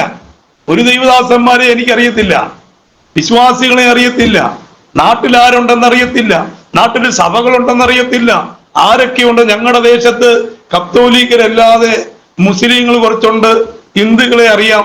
ഈ 3 വിഭാഗം ആൾക്കാരോ ഞങ്ങൾക്ക്, കത്തോലിക്കരെന്ന് പറഞ്ഞാൽ ഞങ്ങൾക്ക് അറിയാവുന്നത്. ക്രിസ്ത്യാനി എന്ന് പറഞ്ഞാൽ ഞാൻ ചിന്തിച്ചിരുന്നത് ഞങ്ങൾ രക്ഷിക്കപ്പെടുന്നവരെ ഞങ്ങളാണ്, കത്തോലിക്കരാണ്, റോമിലെ ഞങ്ങളുടെ പോപ്പാണ്. ആ പോപ്പാണ് സ്വപ്നം, ദൈവം ദർശനം കാണിച്ചു കൊടുത്ത് ഞങ്ങളോട് പറയുന്നെന്നുള്ള വിശ്വാസമാണ് കത്തോലിക്കരായ ഞങ്ങൾക്ക് തോന്നിയത്. അപ്പോൾ അങ്ങനെ ഇരിക്കുമ്പോഴാണ് ഈ അവിടെ വന്നും പോയി ആ സഭയിൽ നിൽക്കുമ്പോൾ അവർ പ്രാർത്ഥിക്കുകയൊക്കെ ചെയ്തുകൊണ്ടിരിക്കുമ്പോഴാണ് 8 കാസറ്റ്. അപ്പോൾ ഞാൻ വളരെ പിരിമുറുക്കത്തിലും വിഷമത്തിലും ഒക്കെ ആയിരിക്കുന്നു. 8 കാസറ്റ് ബാബു ചെറിയാൻ പാഷന്റെ പണ്ട് കുബേറ്റിൽ എങ്ങാനും പോയപ്പോൾ ബൈബിൾ പഠനം പഠിച്ച കാസറ്റ്. അപ്പോൾ എനിക്ക് ഈ മിമിസ് പരിപാടിയിലൊക്കെ എനിക്ക് അഭിനയിക്കണമെന്നൊക്കെ ആ കാലഘട്ടത്തിൽ എനിക്ക് അന്നിങ്ങനെ കയറി വരുന്നതുള്ളൂ. ഈ മണി എന്നൊക്കെ പറയുന്ന ഈ അദ്ദേഹമൊക്കെ മരിച്ചുപോയല്ലോ. അപ്പൊ അങ്ങനെയുള്ളവരുടെ ആ ശബ്ദങ്ങള് ഒക്കെ അവതരിപ്പിക്കാനായിട്ട്. അപ്പൊ ഞങ്ങളുടെ കമ്പനിയിൽ ഒരു ഫോർമാൻ പറയുകയാണ്, സ്റ്റീവൻ ആ കഴിവുണ്ട്, ഇദ്ദേഹം നല്ല ഇങ്ങനെയൊക്കെ ഉള്ള ശബ്ദമൊക്കെ എടുക്കുന്നു. അപ്പൊ ഞങ്ങളുടെ 2000 ഓർമ്മയെന്ന് പറഞ്ഞൊരു പരിപാടി നടത്തുക ഞങ്ങളുടെ കമ്പനിയിൽ, ഞങ്ങളുടെ മലയാളികളൊക്കെ ലീവിന്. അപ്പൊ ഒരു ചെറിയ ബാക്ക്മാൻ സെറ്റ് മേടിച്ചു 200 റിയാലിന്. പക്ഷെ ആ സെറ്റ് കൊണ്ടുവന്നപ്പോൾ ഈ പരിപാടി ഒന്നും അവതരിപ്പിക്കാൻ പറ്റിയില്ല. പക്ഷേ ഈ കാസറ്റ് ഇട്ടിട്ട് ദൈവത്തിന്റെ കൃപയാൽ ഞാൻ കേട്ടുകൊണ്ട് കിടക്കുകയാണ്. അതായത് ഇപ്പൊ പ്രാർത്ഥനയ്ക്ക് പോയിക്കൊണ്ടിരിക്കുന്ന ഇടയ്ക്ക് ഞാൻ ഈ രാത്രിയിൽ ഈ പ്രസംഗം കേട്ട്, അപ്പൊ ഞങ്ങളെ കമ്പനിയിൽ ഏകദേശം ഒരു വലിയ റൂമിനകത്ത് ഒരു 8-9 ആൾക്കാർ കിടക്കുക. ഞാൻ ഡബിൾ കെട്ടിലാണ് കിടക്കുന്ന, മുകളിലാണ് കിടക്കുന്നത്. അപ്പൊ നല്ല തണുപ്പുള്ള രാത്രി ഞാൻ ഇങ്ങനെ കരഞ്ഞ് ബ്ലാങ്കറ്റ് വലിച്ച് മൂടി ഇങ്ങനെ പുതച്ച് കിടന്ന് ഇങ്ങനെ പ്രാർത്ഥിച്ചും ഈ പ്രസംഗം കേട്ട് എല്ലാവരും ലൈറ്റ് ഓഫ് ചെയ്തു. ലൈറ്റ് ഓഫ് ചെയ്യുമ്പോൾ സുഖമായി എല്ലാവരും കിടന്നുറങ്ങുന്നു. നിശബ്ദത, എല്ലാവരും നിശബ്ദരായിരിക്കുന്നു, ഉറങ്ങുന്നു. പെട്ടെന്ന് ഒരു പ്രകാശം എന്റെ മേൽ ആഞ്ഞടിച്ചു. ഒരു പ്രകാശ ഇരുട്ട് സമയത്ത്, രാത്രി ഏകദേശം 12 മണിയോളം വരുന്ന സമയത്ത് വെളിച്ചം വന്ന് അടിച്ചപ്പോൾ, ഇരുട്ടത്ത് വന്ന് അടിച്ചപ്പോൾ ഞാൻ പെട്ടെന്ന് ഈ ബ്ലാങ്കറ്റ് മാറ്റി കരഞ്ഞുകൊണ്ട് കിടക്കുക. ചെയ്ത തെറ്റും ഒക്കെ ഏറ്റു പറഞ്ഞ് കരഞ്ഞ് കിടക്കുക, പ്രസംഗവും കേട്ട് കിടക്കുക, ആരും അറിയുന്നില്ല, ചെവിയിൽ ഇയർഫോൺ വെച്ച് കിടക്കുക, പ്രാർത്ഥിക്കുക. പെട്ടെന്ന് ഈ വെളിച്ചം അടിച്ചു കഴിഞ്ഞപ്പോൾ ഞാൻ എന്ത് ചെയ്തു? ഉണർന്നു നോക്കിയപ്പോൾ കംപ്ലീറ്റ് ഇരുട്ട. മനസ്സിലൊരു പേർണ വരുന്നു, നീ പ്രാർത്ഥിക്കുക. സത്യം പറഞ്ഞ ബെന്തക്കോസ് പ്രാർത്ഥന എന്താണെന്നോ ആ രീതി എന്താണെന്നോ എനിക്ക് സത്യം പറഞ്ഞാൽ എനിക്ക് അറിയത്തില്ല. ആ സമയങ്ങളിലൊക്കെ അവിടെ പ്രാർത്ഥനയ്ക്ക് ഇടയ്ക്ക് പോവുമെങ്കിലും ഒരു വാക്ക് പറയാനായിട്ട് എനിക്ക് കഴിയത്തില്ല. ഇടയ്ക്ക് വിക്ക് വരും, എനിക്ക് കഴിയുന്നില്ല. എനിക്കതിനെക്കുറിച്ച് ചിന്തിച്ചിട്ടില്ല, എനിക്ക് അറിയത്തുമില്ല. നേരെ ചൊവ്വേ നമ്മളൊരു ബാങ്കിൽ നമ്മുടെ നാട്ടിൽ പോയിട്ടില്ല, ഒരു ഇലക്ട്രിസിറ്റി ഓഫീസിൽ പോയിട്ടില്ല, ഒരു മുനിസിപ്പാലിറ്റി പോയി ഒരു കാര്യം പറയാൻ നമുക്ക് പറ്റത്തില്ല. കാരണം എന്താ? നമ്മൾ എഴുത്തും വായനയും അറിഞ്ഞുകൂടാതെ നമ്മൾ എന്ത് പറയാനാ എന്നുള്ള രീതിയിലാണ്. പക്ഷേ പ്രാർത്ഥിക്കാനായിട്ട് പറഞ്ഞ് ഈ പ്രകാശം വന്ന് അടിച്ചു കഴിഞ്ഞപ്പോൾ ഞാൻ പോയി മണല് കൂട്ടിയിട്ടിരിക്കുന്ന ഞങ്ങളുടെ കമ്പനിയിൽ ചെന്നിട്ട് ദൈവത്തോട് പ്രാർത്ഥിക്കുകയാണ്. അറിയാവുന്ന രീതിയിൽ പ്രാർത്ഥിച്ചു കഴിഞ്ഞ് വീണ്ടും ഞാൻ രാത്രി പോയി കിടക്കുന്ന സമയത്ത് ദൈവം ഞങ്ങളുടെ ദേശത്ത് നടത്തുവാൻ പോകുന്ന, എന്നിൽ കൂടെ എന്തൊക്കെയോ ചെയ്യാൻ പോകുന്ന കാര്യങ്ങള് ദൈവം അറിയിക്കുകയാണ്. അറിയിക്കുന്നു എന്നുള്ള കാര്യം വരുമ്പോൾ ഞാൻ ചെന്നിട്ട് ഈ കാര്യം എന്റെ ഹൃദയത്തിൽ ശേഖരിച്ചു വെച്ചിട്ട് ഹൃദയത്തിൽ സൂക്ഷിച്ചു, ദൈവത്തിന്റെ പ്രകാശം അടിച്ച കാര്യം. അത് കഴിഞ്ഞ് പിറ്റേ ദിവസമാണെന്ന് തോന്നുന്നു, അതിന്റെ പെട്ടെന്ന് രാവിലെ 9 മണി സമയത്ത് എന്നെ പേര് വിളിക്കുന്നു. ഈ പേര് ഇന്ന് വരെ ആ ശബ്ദം എനിക്ക് വർണ്ണിക്കുവാനും കഴിയത്തില്ല, പറയാനും കഴിയത്തില്ല. അങ്ങനെയുള്ളൊരു ഇൻപ ശബ്ദം. ഒന്ന് പ്രകാശം, രണ്ട് ഈ പറഞ്ഞതുപോലെ പേര് വിളിക്കുന്നു. ഞങ്ങളുടെ കമ്പനിയിൽ ഫിലിപ്പീനികളുണ്ട്, ഇന്ത്യക്കാരുണ്ട്, തമിഴ് നാട്ടിലെ ആൾക്കാരുണ്ട്, മലയാളികളുണ്ട് എന്ന് വേണ്ട ഒരുപാട് ആൾക്കാരുണ്ട്. അവരോടൊക്കെ ഈ രാവിലെ 9 മണി സമയത്ത് ഞാൻ ചെന്ന് ചോദിക്കുന്നത്, എന്നെ വിളിച്ചായിരുന്നോ, എന്നെ വിളിച്ച? അവര് പറയുന്നോ, ഞങ്ങൾ വിളിച്ചില്ല, ആരും വിളിച്ചില്ല. പക്ഷെ ആ ശബ്ദം ഞാൻ കേൾക്കുവാനിടയായിത്തീർന്നു. അങ്ങനെ കേട്ട് ഇരിക്കുമ്പോൾ വീണ്ടും ഒരു ദിവസം ചെന്നിട്ട് അടുത്ത അടയാളം. അടുത്തത്, ഞങ്ങൾ എല്ലാ ദിവസവും ഞങ്ങൾ പണി ചെയ്തുകൊണ്ടിരിക്കുമ്പോൾ, സോഫയുടെ വർക്ക് ചെയ്തുകൊണ്ടിരിക്കുമ്പോൾ, ഞങ്ങൾ അവിടെ കണ്ണാടിയൊക്കെ ഉള്ളത് കൊണ്ട് ഞങ്ങൾ പോയി കണ്ണാടിയിൽ നോക്കും. അറബി വരുന്നതിന് മുമ്പൊക്കെ ഒന്ന് ഞങ്ങൾ അവിടെയൊക്കെ ഒന്ന് നോക്കും. രാവിലെ ചെന്ന് നോക്കിക്കഴിഞ്ഞപ്പോൾ പറയട്ടെ, ഈ കാണുന്ന ഇവിടെ അല്പം നരയുണ്ട്, കാക്ക തൂറിയതുപോലെ. പെട്ടെന്ന് ഒരു സുപ്രഭാതത്തില് ഈ നര എനിക്ക് കണ്ടപ്പോ, എന്റെ 30-ാം വയസ്സില് കണ്ടപ്പോ എനിക്ക് പ്രയാസമായി പോയി. ഇന്നേക്ക് 25 വർഷത്തിന് മുമ്പാണ്, 25 വർഷമായി. ഈ നര ഒറ്റ ദിവസം കൊണ്ട് വന്നു, എനിക്കറിയത്തില്ല, ഞാൻ ഞെട്ടിപ്പോയി. അവിടുന്ന് പിന്നീട് എന്റെ സ്നാനപ്പെട്ട് വന്നു കഴിഞ്ഞപ്പോൾ അവിടെ കാണുന്ന മദ്യം കുടിക്കുന്നവരെ കണ്ടാൽ എനിക്ക് ഇഷ്ടപ്പെടുന്നില്ല, ചീട്ട് കളിക്കുന്നവരെ കണ്ടാൽ ഇഷ്ടപ്പെടുന്നില്ല. എന്തോ എനിക്ക് അവിടെ പറ്റുന്നില്ല, എനിക്ക് അവിടെ നിൽക്കാൻ പറ്റുന്നില്ല, എനിക്ക് നാട്ടിൽ പോണം. ഈ അറിഞ്ഞ സത്യം നാട്ടിലേക്ക് വരണം.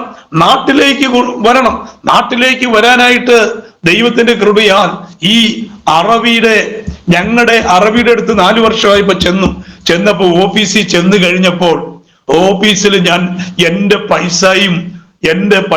ശമ്പള പൈസയും ഈ ബോണസ് പൈസയും മേടിക്കാനായിട്ട് കൈ നീട്ടി ഞാൻ നിൽക്കുമ്പോൾ ഈ പറഞ്ഞ ഈ അറബി വന്നിട്ട് അവരോട് പറഞ്ഞു, ഇവന് കൊടുക്കാൻ പറ്റത്തില്ല. ആ സ്ഥിതി ഒന്ന് ആലോചിച്ച് നോക്കി. എന്തെല്ലാം സ്വപ്നങ്ങളാ എനിക്ക് ആ പൈസ കിട്ടിയിട്ട്. ഏകദേശം 800 റിയാൽ വെച്ച് 4 വർഷത്തെ ബോണസ്. അതെന്റെ ആഗ്രഹമായിരുന്നു. അത് കിട്ടിയിട്ട് എന്റെ പിള്ളേർക്ക് എന്തെങ്കിലും വാങ്ങണം, എന്റെ ഭാര്യയ്ക്ക് എന്തെങ്കിലും വാങ്ങണം. ഒന്നും നടന്നില്ല. ഈ എന്താ പറയുന്നത്, നമ്മൾ ഈ ചോറ് കഴിക്കാൻ പോകുന്ന ആളിന് ആ ചോറിൽ മണ്ണ് വാരിയിട്ടാൽ എങ്ങനെ ഇരിക്കും? ഞാൻ അവിടെ നിരാശനായിപ്പോയി, സ്റ്റക്കായിപ്പോയി. കാരണം എനിക്ക് നാട്ടിൽ വരണം. പക്ഷെ അവർ ടിക്കറ്റും ഇതൊക്കെ തന്ന് നാട്ടിൽ വിട്ടു. അവര് പറഞ്ഞു, നീ വരുമ്പോൾ എന്താന്ന് വെച്ചാ ചെയ്യാ, ഇപ്പൊ നീ പോയിട്ട് ടിക്കറ്റ് തന്നു വിട്ടു. സത്യം പറഞ്ഞാൽ ഞാൻ മടങ്ങിപ്പോയില്ല.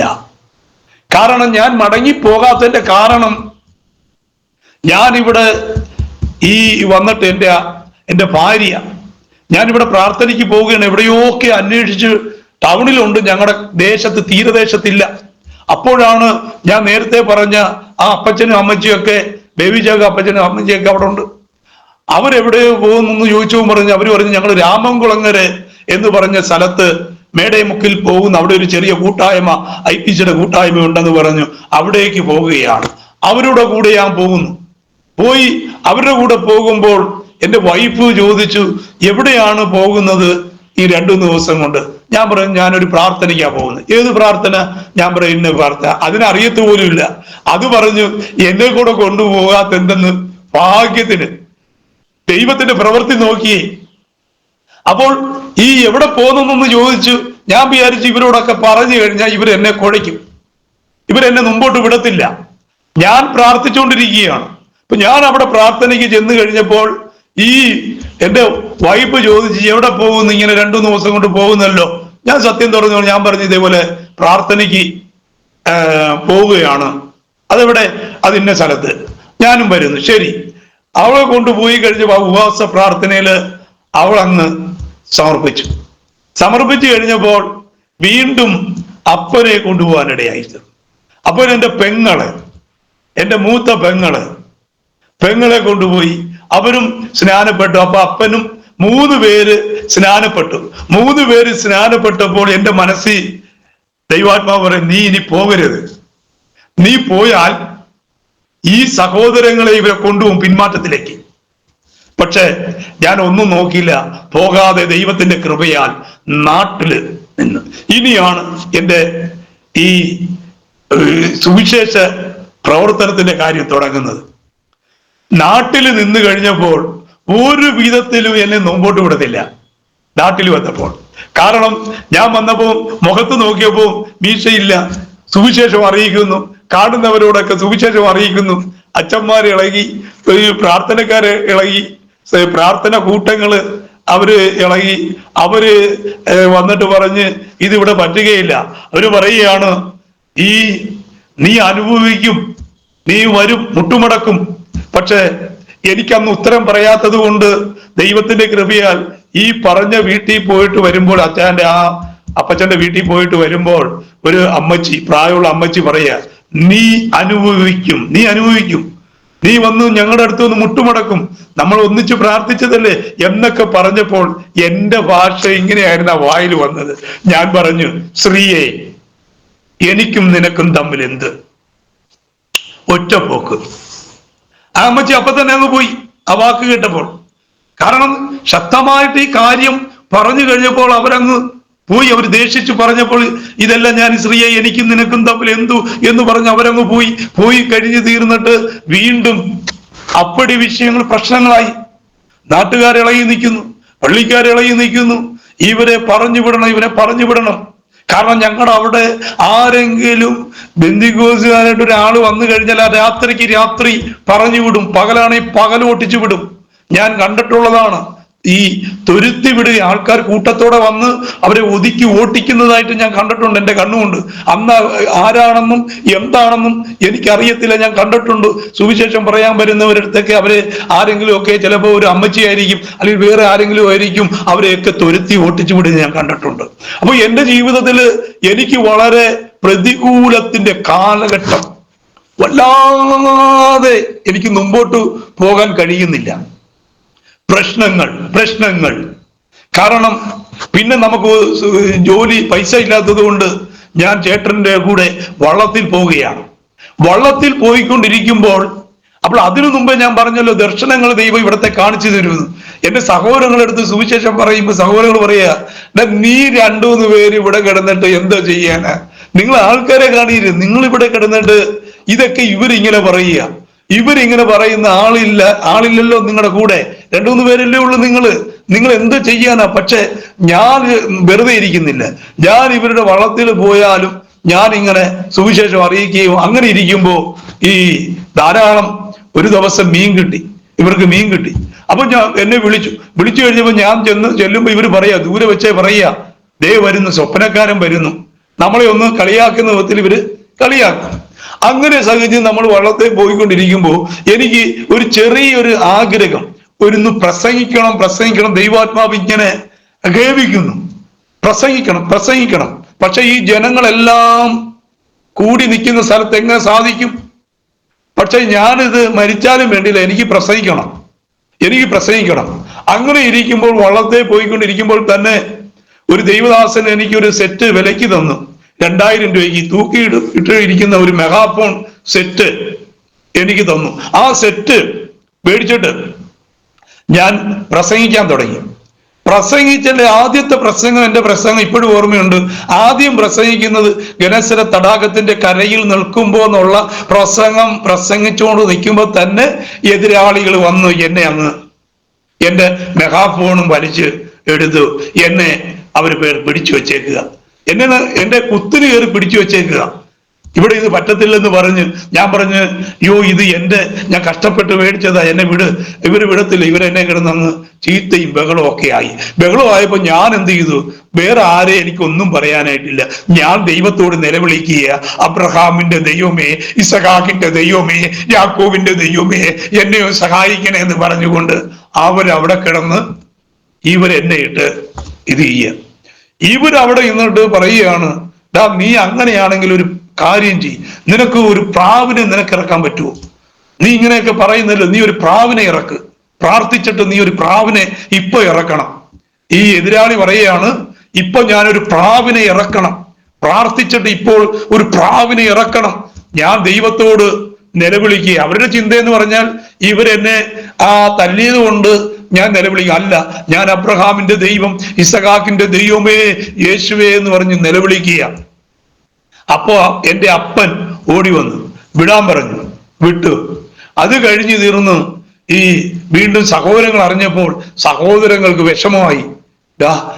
നമ്മുടെ സഹോദരനെയാണല്ലോ ഇതേപോലെ പിടിച്ചതും ഇങ്ങനെയൊക്കെയുള്ള സംഭവങ്ങൾ നടന്നെന്ന് പറഞ്ഞപ്പോൾ അവരെന്ത് ചെയ്തു, ആ വീട്ടിൽ പോയിട്ട് പറഞ്ഞു, എന്റെ സഹോദരനെ തല്ലാനായിട്ടുള്ള കാരണം എന്താ, വഴക്ക് പറയാനുള്ള കാരണം എന്താന്ന് പറഞ്ഞ് അവിടുത്തെ വീട്ടിലെ അമ്മച്ചി പറഞ്ഞു, അദ്ദേഹം കുടിച്ചിരുന്നത് കൊണ്ടാണ്, സോറി എന്നൊക്കെ പറഞ്ഞുകൊണ്ട് അതങ്ങ് തീർന്നു കഴിഞ്ഞിരുന്നപ്പോ എന്റെ ചേട്ടൻ എൻ്റെ അടുത്ത് പറയുക, നീ ഈ സാധനം, ഈ മെഗാഫോൺ എന്ന് പറഞ്ഞ, അവർക്ക് ഈ മെഗാഫോൺ എന്ന് പറയാൻ അറിഞ്ഞുകൂടാ, ഈ സാധനം നീ ഇത് കൊണ്ട് നടക്കാതെ നീ ഒന്ന് ഈ തങ്കശ്ശേരി തൊട്ട് പരവൂര് വരെ ഇങ്ങനെ ഒന്ന് നടന്നു നോക്കി, നിന്റെ ബട്ടൺസിൽ ഒരുത്തൻ തൊടത്തില്ല.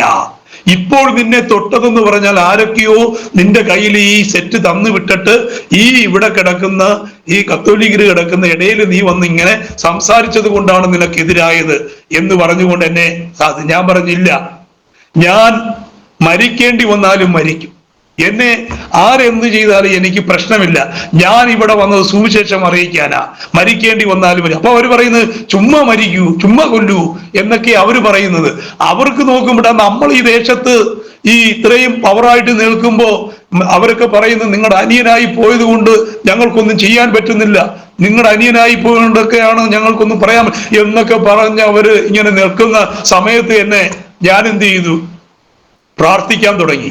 വീണ്ടും കടൽ തീരത്ത് ചെല്ലുകയാണ്. കടൽ തീരത്ത് ചെന്നുകൊണ്ട് കൈ ഉയർത്തി പ്രാർത്ഥിക്കുകയാണ്. കാണുന്ന കല്ല്, അവിടെ കടലിന്റെ ഉള്ളിൽ കിടക്കുന്ന കല്ലിനെയൊക്കെ ഓർത്തും കിടക്കുന്ന വള്ളത്തെയൊക്കെ ഓർത്ത് ഇങ്ങനെ പ്രാർത്ഥിച്ചുകൊണ്ടിരിക്കുകയാണ്. അപ്പോൾ ഞാൻ സുവിശേഷം പ്രസംഗിക്കാൻ തുടങ്ങി. അടി, ഒരറ്റത്ത് അടി. ഈ അടി കിട്ടുമ്പോൾ ചിലപ്പോ ഈ സുവിശേഷം എതിരാളികളുടെ ഭാര്യമാരും ചിലപ്പോ കമ്പും കൊണ്ടുവന്ന് അവരും അടിക്കും, അവരും തല്ലും. അപ്പൊ ഇതൊക്കെ ഈ തല്ലൊക്കെ മേടിക്കുമ്പോഴും എനിക്ക് യാതൊരു പ്രശ്നവുമില്ല. ഞാൻ ഈ തല്ല് മേടിക്കുമ്പോഴും ഞാൻ മേൾക്ക് ശക്തി പ്രാപിക്കുകയാണെന്നുള്ള കാര്യം അവരറിയുന്നില്ല. അപ്പൊ എന്റെ ഇതെന്ന് പറഞ്ഞാൽ എപ്പോ തല്ലിയാലും എനിക്ക് വീണ്ടും ശക്തി വരും. എന്ന് വെച്ചാൽ ഈ എരിവ് വരുന്നു, പ്രസംഗിക്കണം, നീ അടങ്ങിയിരിക്കരുത്, പ്രസംഗിക്കുക. അപ്പൊ വീണ്ടും ഞാൻ എന്ത് ചെയ്തു, ഇത് കേൾക്കുമ്പോൾ തന്നെ മനസ്സിൽ ഈ തിളയ്ക്കുമ്പോൾ ഈ ആരോ പറയുന്ന പോലെ നീ പ്രസംഗിക്കുക, ഞാൻ ചെന്നിട്ട് വീണ്ടും പ്രസംഗിക്കും. അപ്പൊ നോക്കിയപ്പം ഈ ചേട്ടന്റെ വള്ളം ചോദിച്ചു സുവിശേഷം അറിയിക്കാം ബീച്ചില്. അപ്പോൾ ചേട്ടന്റെ അടുത്ത് ചോദിച്ചു, ചേട്ടൻ തരാന്ന് പറഞ്ഞപ്പോൾ സമയമായപ്പോൾ ചേട്ടൻ തന്നില്ല. എനിക്ക് പ്രയാസമായി പോയി. അപ്പൊ എന്റെ അപ്പം പറഞ്ഞു, നിനക്ക് ധൈര്യം ഉണ്ടെങ്കിൽ നിനക്ക് ഈ കട്ടമരത്തിൽ നീ നടത്ത് എന്ന് വെച്ചാൽ അങ്ങനെ ഞങ്ങൾ എന്ത് ചെയ്ത്, കട്ടമരം ഇങ്ങനെ തൊഴഞ്ഞു പോകുന്ന കട്ടമരമുണ്ട്. ആ കട്ടമരത്തിൽ പോയി, ബീച്ചിൽ പോയി, ആയിരക്കണക്കിന് ആൾക്കാർ നിൽക്കുന്നവരുടെ പോയി ഈ മെഗാഫോൺ ഒരു തൂണ് വെച്ച് കെട്ടിയിട്ട് കടലില് പ്രസംഗിക്കാൻ തുടങ്ങി. ഞാനും വേറൊരു ദൈവദാസനെ കൊണ്ട് പ്രസംഗിപ്പിക്കുക. ഞാൻ ഇതിങ്ങനെ വള്ളം പത്രോസ് പിടിച്ചു കൊടുക്കുന്നതാണൊക്കെ ഞാൻ അതിന്റെ നേരെ പിടിച്ചു കൊടുക്കുക, കട്ടമരം കടലിൽ നിന്നിട്ട് ആങ്കർ ചെയ്തു. അപ്പൊ ജനങ്ങളെല്ലാം കൂടി ഭയങ്കരമായിട്ട് ജനങ്ങൾക്കൊക്കെ സന്തോഷമായി പ്രസംഗിച്ച് ഞങ്ങൾ കരയ്ക്ക് പിടിച്ച് ആ മെഗാഫോൺ വേറൊരു ദൈവദാസം കൊണ്ടുപോയി അതിനിടയ്ക്ക് കൊണ്ട് പ്രസംഗിച്ചു. അങ്ങനെ ബീച്ചിലും കടപ്പുറത്തും വീട്ടിന്റെ മുകളിൽ പിന്നെ മൈക്ക് കെട്ടി പ്രസംഗിക്കുന്നു, പിന്നെ സൈക്കിളില് പ്രസംഗിക്കുന്നു, സ്കൂട്ടറിൽ ബോക്സ് വെച്ച് കിട്ടുന്നു. ഇങ്ങനെയൊക്കെ ഇങ്ങനെയൊക്കെ വള്ളത്തെ നടത്തുന്നതിന് മുമ്പ് തന്നെ സൈക്കിളിലും വീടിലൊക്കെ നടത്തിക്കൊണ്ടിരിക്കുമ്പോൾ പ്രാർത്ഥിക്കുകയാണ്, കർത്താവേ ഈ തീരദേശത്തിനെ സഹായിക്കുവാൻ ആര് വരും, ഈ തീരദേശത്തെ സഹായിക്കാൻ ആര് വരും ദൈവമേ എന്ന് പ്രാർത്ഥിച്ചു കൊണ്ടിരിക്കുമ്പോൾ സ്തോത്രം. അപ്പോൾ ആ നിൽക്കുന്ന നിൽപ്പിൽ തന്നെ എനിക്ക് പുത്തൂർ എസ് എൻ പുരം എന്ന് പറഞ്ഞ സ്ഥലത്ത് ഒരു ചെറിയ പ്രവർത്തനം ഉണ്ടാവും IPCയിലെ സ്തോത്രം. അപ്പൊ പുത്തൂര് എസ് എൻ പുരം എന്ന് പറഞ്ഞ സ്ഥലത്ത് ഞാൻ പോവുകയാണ് അവിടെ സുവിശേഷ വേലയായിട്ട്. അപ്പോൾ ദൈവത്തിന്റെ കൃപയാൽ എന്നെ സെൻട്രൽ അംഗീകരിച്ചു. സെൻട്രൽ പാഷ അന്നത്തെ KK ഷാമോൽ എന്ന് പറഞ്ഞ പാഷ് എന്നെ അംഗീകരിച്ചു, ലെറ്റർ തന്നു. സ്റ്റീവനെ അംഗീകരിച്ചു. കാരണം എന്താ, സ്റ്റീവൻ ക്വാളിഫിക്കേഷൻ ഇല്ലെങ്കിലും അദ്ദേഹം ശുശ്രൂഷ തെളിയിച്ചു.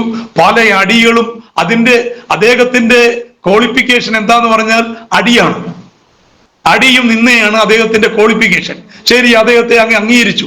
ഞാൻ എന്ത് ചെയ്തു, പെട്ടെന്ന് ഈ ഉടനെ തന്നെ അയാൾ പറഞ്ഞു, സെൻട്രൽ ഭാഷ പറഞ്ഞു പഠിക്കാനായിട്ടുള്ളൊരു അവസരം എനിക്ക് വന്നപ്പോ ഇരിട്ടി എന്ന് പറഞ്ഞ സ്ഥലത്ത് പോയി. ഇരിട്ടി പോയി കഴിഞ്ഞപ്പോൾ അവിടെ എൽത്തോ സാർ എന്ന് പറഞ്ഞൊരു സാറ് അവിടെ ഉണ്ട്. അദ്ദേഹം ഇങ്ങനെ ബൈബിൾ കോളേജ് നടത്തുന്നു. അവിടെ ചെന്ന് കഴിഞ്ഞാൽ 3 മാസം അവിടെ വർക്ക് ചെയ്തു. അവിടെ 3 മാസം അവിടെ പഠിക്കാനിടയായി. നേരെ ഞാൻ അവിടുന്ന് സമയം പോകുന്നത് കൊണ്ടാണ് ഞാൻ പറയും പെട്ടെന്ന് നേരെ ഞാൻ നാട്ടിലേക്ക് വന്നു. എന്റെ ആഗ്രഹം കാനോച്ചനൊക്കെ പഠിപ്പിക്കുന്ന സ്ഥലത്ത് എനിക്ക് പഠിക്കണം. കാനോച്ചൻ അങ്ങനെയുള്ള ദൈവദാസന്മാർ പഠിക്കുന്ന സ്ഥലത്ത് എനിക്ക് പഠിക്കണം. ദൈവമേ, അങ്ങനെ ഞാൻ വന്ന് നിന്നപ്പോ അത് ഇങ്ങനെ നിൽക്കുമ്പോൾ ഒരു ദൈവദാസൻ വന്ന് പറയുകയാണ്, എന്ത് ചെയ്യുന്നു? ഞാൻ പറഞ്ഞു ഇതേപോലെ ബൈബിൾ ക്ലാസ്സിൽ പഠിക്കാൻ പോയിട്ട് ഇപ്പൊ പോകുന്നില്ല, ക്വാളിഫിക്കേഷൻ ഇല്ലാത്തതുകൊണ്ട്. അപ്പോ ഈ ദൈവദാസൻ പ്രാർത്ഥിച്ചോട്ട് പറയുകയാണ്, ഒരു മരം ഫലം കൊടുത്ത് നിൽക്കുന്നു, വൃക്ഷമായി ഇങ്ങനെ പടർന്നു നിൽക്കുന്നു, ഫലം കൊടുക്കാതെ നിൽക്കുകയാണ് എന്ന് പറഞ്ഞു കഴിഞ്ഞിട്ട് ഞാൻ എന്ത് ചെയ്തു, പെട്ടെന്ന് ഇങ്ങനെ പറഞ്ഞു. അയാൾ പറഞ്ഞു, ബൈബിൾ കോളേജിൽ പഠിക്കാനായിട്ട് നിങ്ങൾക്ക് താല്പര്യമുണ്ടോ? ഞാൻ പറഞ്ഞു, എനിക്ക് എന്തോ താല്പര്യം, എഴുതാനും വായിക്കാനും അറിഞ്ഞുകൂടാത്ത ഞാൻ എന്തോ ചെയ്യാനാ? ഇല്ല, നിങ്ങൾക്ക് അതിനുള്ള കഴിവുണ്ട് എന്ന് പറഞ്ഞ് എന്നെ കൊണ്ടുപോയി ഈ കാനോച്ചനൊക്കെ പഠിപ്പിക്കുന്ന സ്ഥലത്ത് കൊണ്ടുപോയി പഠിപ്പിക്കാനായിട്ട് ഇടയായി തീർന്നു. അങ്ങനെ പഠിച്ചുകൊണ്ടിരിക്കുമ്പോഴാണ് യശൻപുരത്ത്, പുത്തൂര് യശൻപുരം കൊട്ടാരക്കര ഈ ശ്രീനാരായണ ഗുരു അവിടെ വന്നിട്ടുണ്ട് അത്രേ. ആ സ്ഥലത്തൊരു പ്രവർത്തനം, പുതിയൊരു പ്രവർത്തനം. അവിടെ ദൈവത്തിന്റെ കൃപയാൽ സുവിശേഷം അറിയിക്കുകയും അങ്ങനെ നോക്കുമ്പോൾ അവിടെ ഒരു 8 സെന്റ് സ്ഥലം ലഭിച്ചു. 8 സെന്റ് സ്ഥലം ലഭിച്ച് അവിടെ ഒരു സഭാഹോളൊക്കെ പണിയുവാനായിട്ട് ഇടയായി തീർന്നു. അവിടുത്തെ പാവപ്പെട്ട വിശ്വാസികൾക്ക് ആ സഭാകളിൽ പണി തീർന്നപ്പോൾ അപ്പടി ശത്രു എന്ന് പറഞ്ഞാൽ ഭയങ്കരമായ പ്രശ്നങ്ങൾ, മുമ്പോട്ട് പോകാൻ കഴിയുന്നില്ല. സുവിശേഷ വിരോധികൾ അവര് നിൽക്കുന്നത് സൈക്കിൾ ചെയിനും ഈ പാവപ്പെട്ട എന്നെ അടിക്കുവാനും വേണ്ടി അവര് നിൽക്കുന്നത് സൈക്കിൾ ചെയിനും അതേപോലെ തന്നെ ആയുധങ്ങളുമായിട്ട് അവരിവിടെ പറ്റുകയില്ല എന്ന് പറഞ്ഞുകൊണ്ട് അവര് രാവും പകലും ഇങ്ങനെ വെല്ലുവിളിക്കുക. കാരണം എന്നെ ഒരു ഞായറാഴ്ച എന്നെ അവര് ഇറക്കി. അവര് പറഞ്ഞിട്ട് തുടങ്ങി, 15 മിനിറ്റകം ഞങ്ങളുടെ ആൾക്കാരെ വിട്ടു തന്നില്ലെങ്കിൽ ശരിയാകത്തില്ല എന്നൊക്കെ പറഞ്ഞുകൊണ്ട് 15 മിനിറ്റ് ആയപ്പോൾ ഞാൻ പറഞ്ഞു, താണ്ടെ നിങ്ങളുടെ ആൾക്കാരെ എന്നെ പിടിച്ചു. ഇവര് പിടിച്ചിട്ട് ഇവര് പറയുകയാണ്, വരുന്നവർ പറയുകയാണ്, അവർ സുവിശേഷ വിരോധികൾ പറയുകയാണ്, ഇവനെ വെട്ടി അരിയാൻ വേണ്ടി പറയുകയാണ്. ഇവനെ വെട്ടി അരിയണം. വരുന്നു. ഈ സിനിമാ തിയേറ്ററുകളിലൊക്കെ ബൈക്കിരിക്കുന്നത് പോലെയാണ് അവര് വന്ന് ഈ പാവപ്പെട്ട എന്നെ അടിക്കുവാനും തകർക്കുവാനായിട്ട് അവര് പിടിച്ച് ചുറ്റിനും നിർത്തിയിട്ട് ഞാൻ 3 ദിവസത്തെ ഉപവാസം എടുത്തിരിക്കുക. ഇവരെന്നെ പിടിച്ചിട്ട് ഇവരെന്നെ തല്ലി. ഇവിടെ ആദ്യം ഒരു അടി അങ്ങ്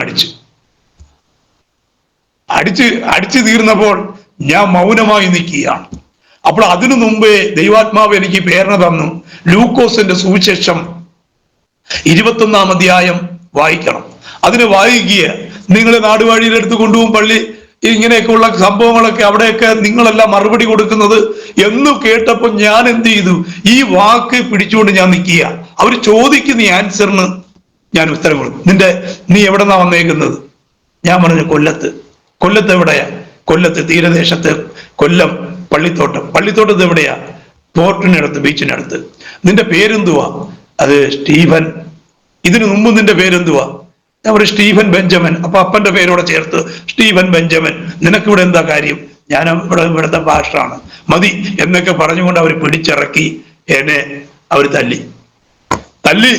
തല്ലി കഴിഞ്ഞപ്പോൾ അവർ അട്ടഹസിക്കുകയാണ്. അപ്പൊ ഒരു ആന്റി വന്നിട്ട് പറഞ്ഞു, യോ ഞങ്ങളുടെ ഭാഷ. അപ്പൊ അവർ പറഞ്ഞു, നീ അനങ്ങിയാൽ ഇവന് കിട്ടും. അപ്പൊ ഞാൻ മൗനമായി നിൽക്കുക. പോലീസ് വന്നിട്ട് പറഞ്ഞു, ഇവിടെ വരാം. ഞായറാഴ്ച ദിവസം ആ സമയത്ത് ആരും നമ്മളെ സഹായിക്കാനായിട്ടില്ല, എല്ലാ സ്ഥലത്തും പ്രാർത്ഥനയാണ്. അങ്ങനെ ഇരിക്കുമ്പോഴാണ് നമുക്ക് വേണ്ടി ഒരു വാക്ക് പറയാൻ അവിടെ ആരുമില്ല. ഞാൻ ദൈവത്തോട് നിലവിളിച്ചു, ദൈവമേ, ഇങ്ങനെയാണല്ലോ ഈ നക്സലൈറ്റുകാരൊക്കെ ഉണ്ടാകുന്നത്. നീതി കിട്ടാതെ വരുമ്പോൾ നമുക്ക് വേണ്ടി ആരും പറയാനില്ല ദൈവമേ എന്ന് പറഞ്ഞുകൊണ്ട് ഇരിക്കുമ്പോൾ അവർ പറഞ്ഞു, ഇനി ഒരു നിമിഷം ഇവിടെ നിൽക്കാൻ പറ്റത്തില്ല എന്ന് പറഞ്ഞിട്ട് അവിടെ ദൈവം ഏകദേശം 8-10 വർഷത്തോളം അവിടെ നിൽക്കുവാനായിട്ട് ഇടയായി തീർന്നു. അവിടുന്ന് പിന്നീട് ഞാനിവിടെ വന്നു. അവിടുന്ന് സ്ഥലമാറ്റത്ത് കഴിഞ്ഞ വർഷം ഞാനിവിടെ ശക്തികുളങ്ങര എന്ന് പറഞ്ഞ സ്ഥലത്ത് വന്നു. അപ്പോൾ അങ്ങനെ തീരദേശത്ത് ഞാനിങ്ങനെ പ്രാർത്ഥിച്ചുകൊണ്ടിരിക്കുകയായിരുന്നു. ഏകദേശം ഒരു വർഷം 2012 പ്രാർത്ഥന ആരംഭിച്ചു. ദൈവമേ, ഈ തീരദേശത്ത് ഒന്ന് സഹായിക്കുവാനായിട്ട് ആര് വരുമെന്ന് പറഞ്ഞിരിക്കുമ്പോഴാണ് 2012 ഒരു RTO സാറ്, ഷൗമൽ സാർ എന്ന് പറയും, അടിമാലിക്കാരനാണ്, അടിമാലിയിലുള്ള ഷൗമൽ സാർ വന്നു.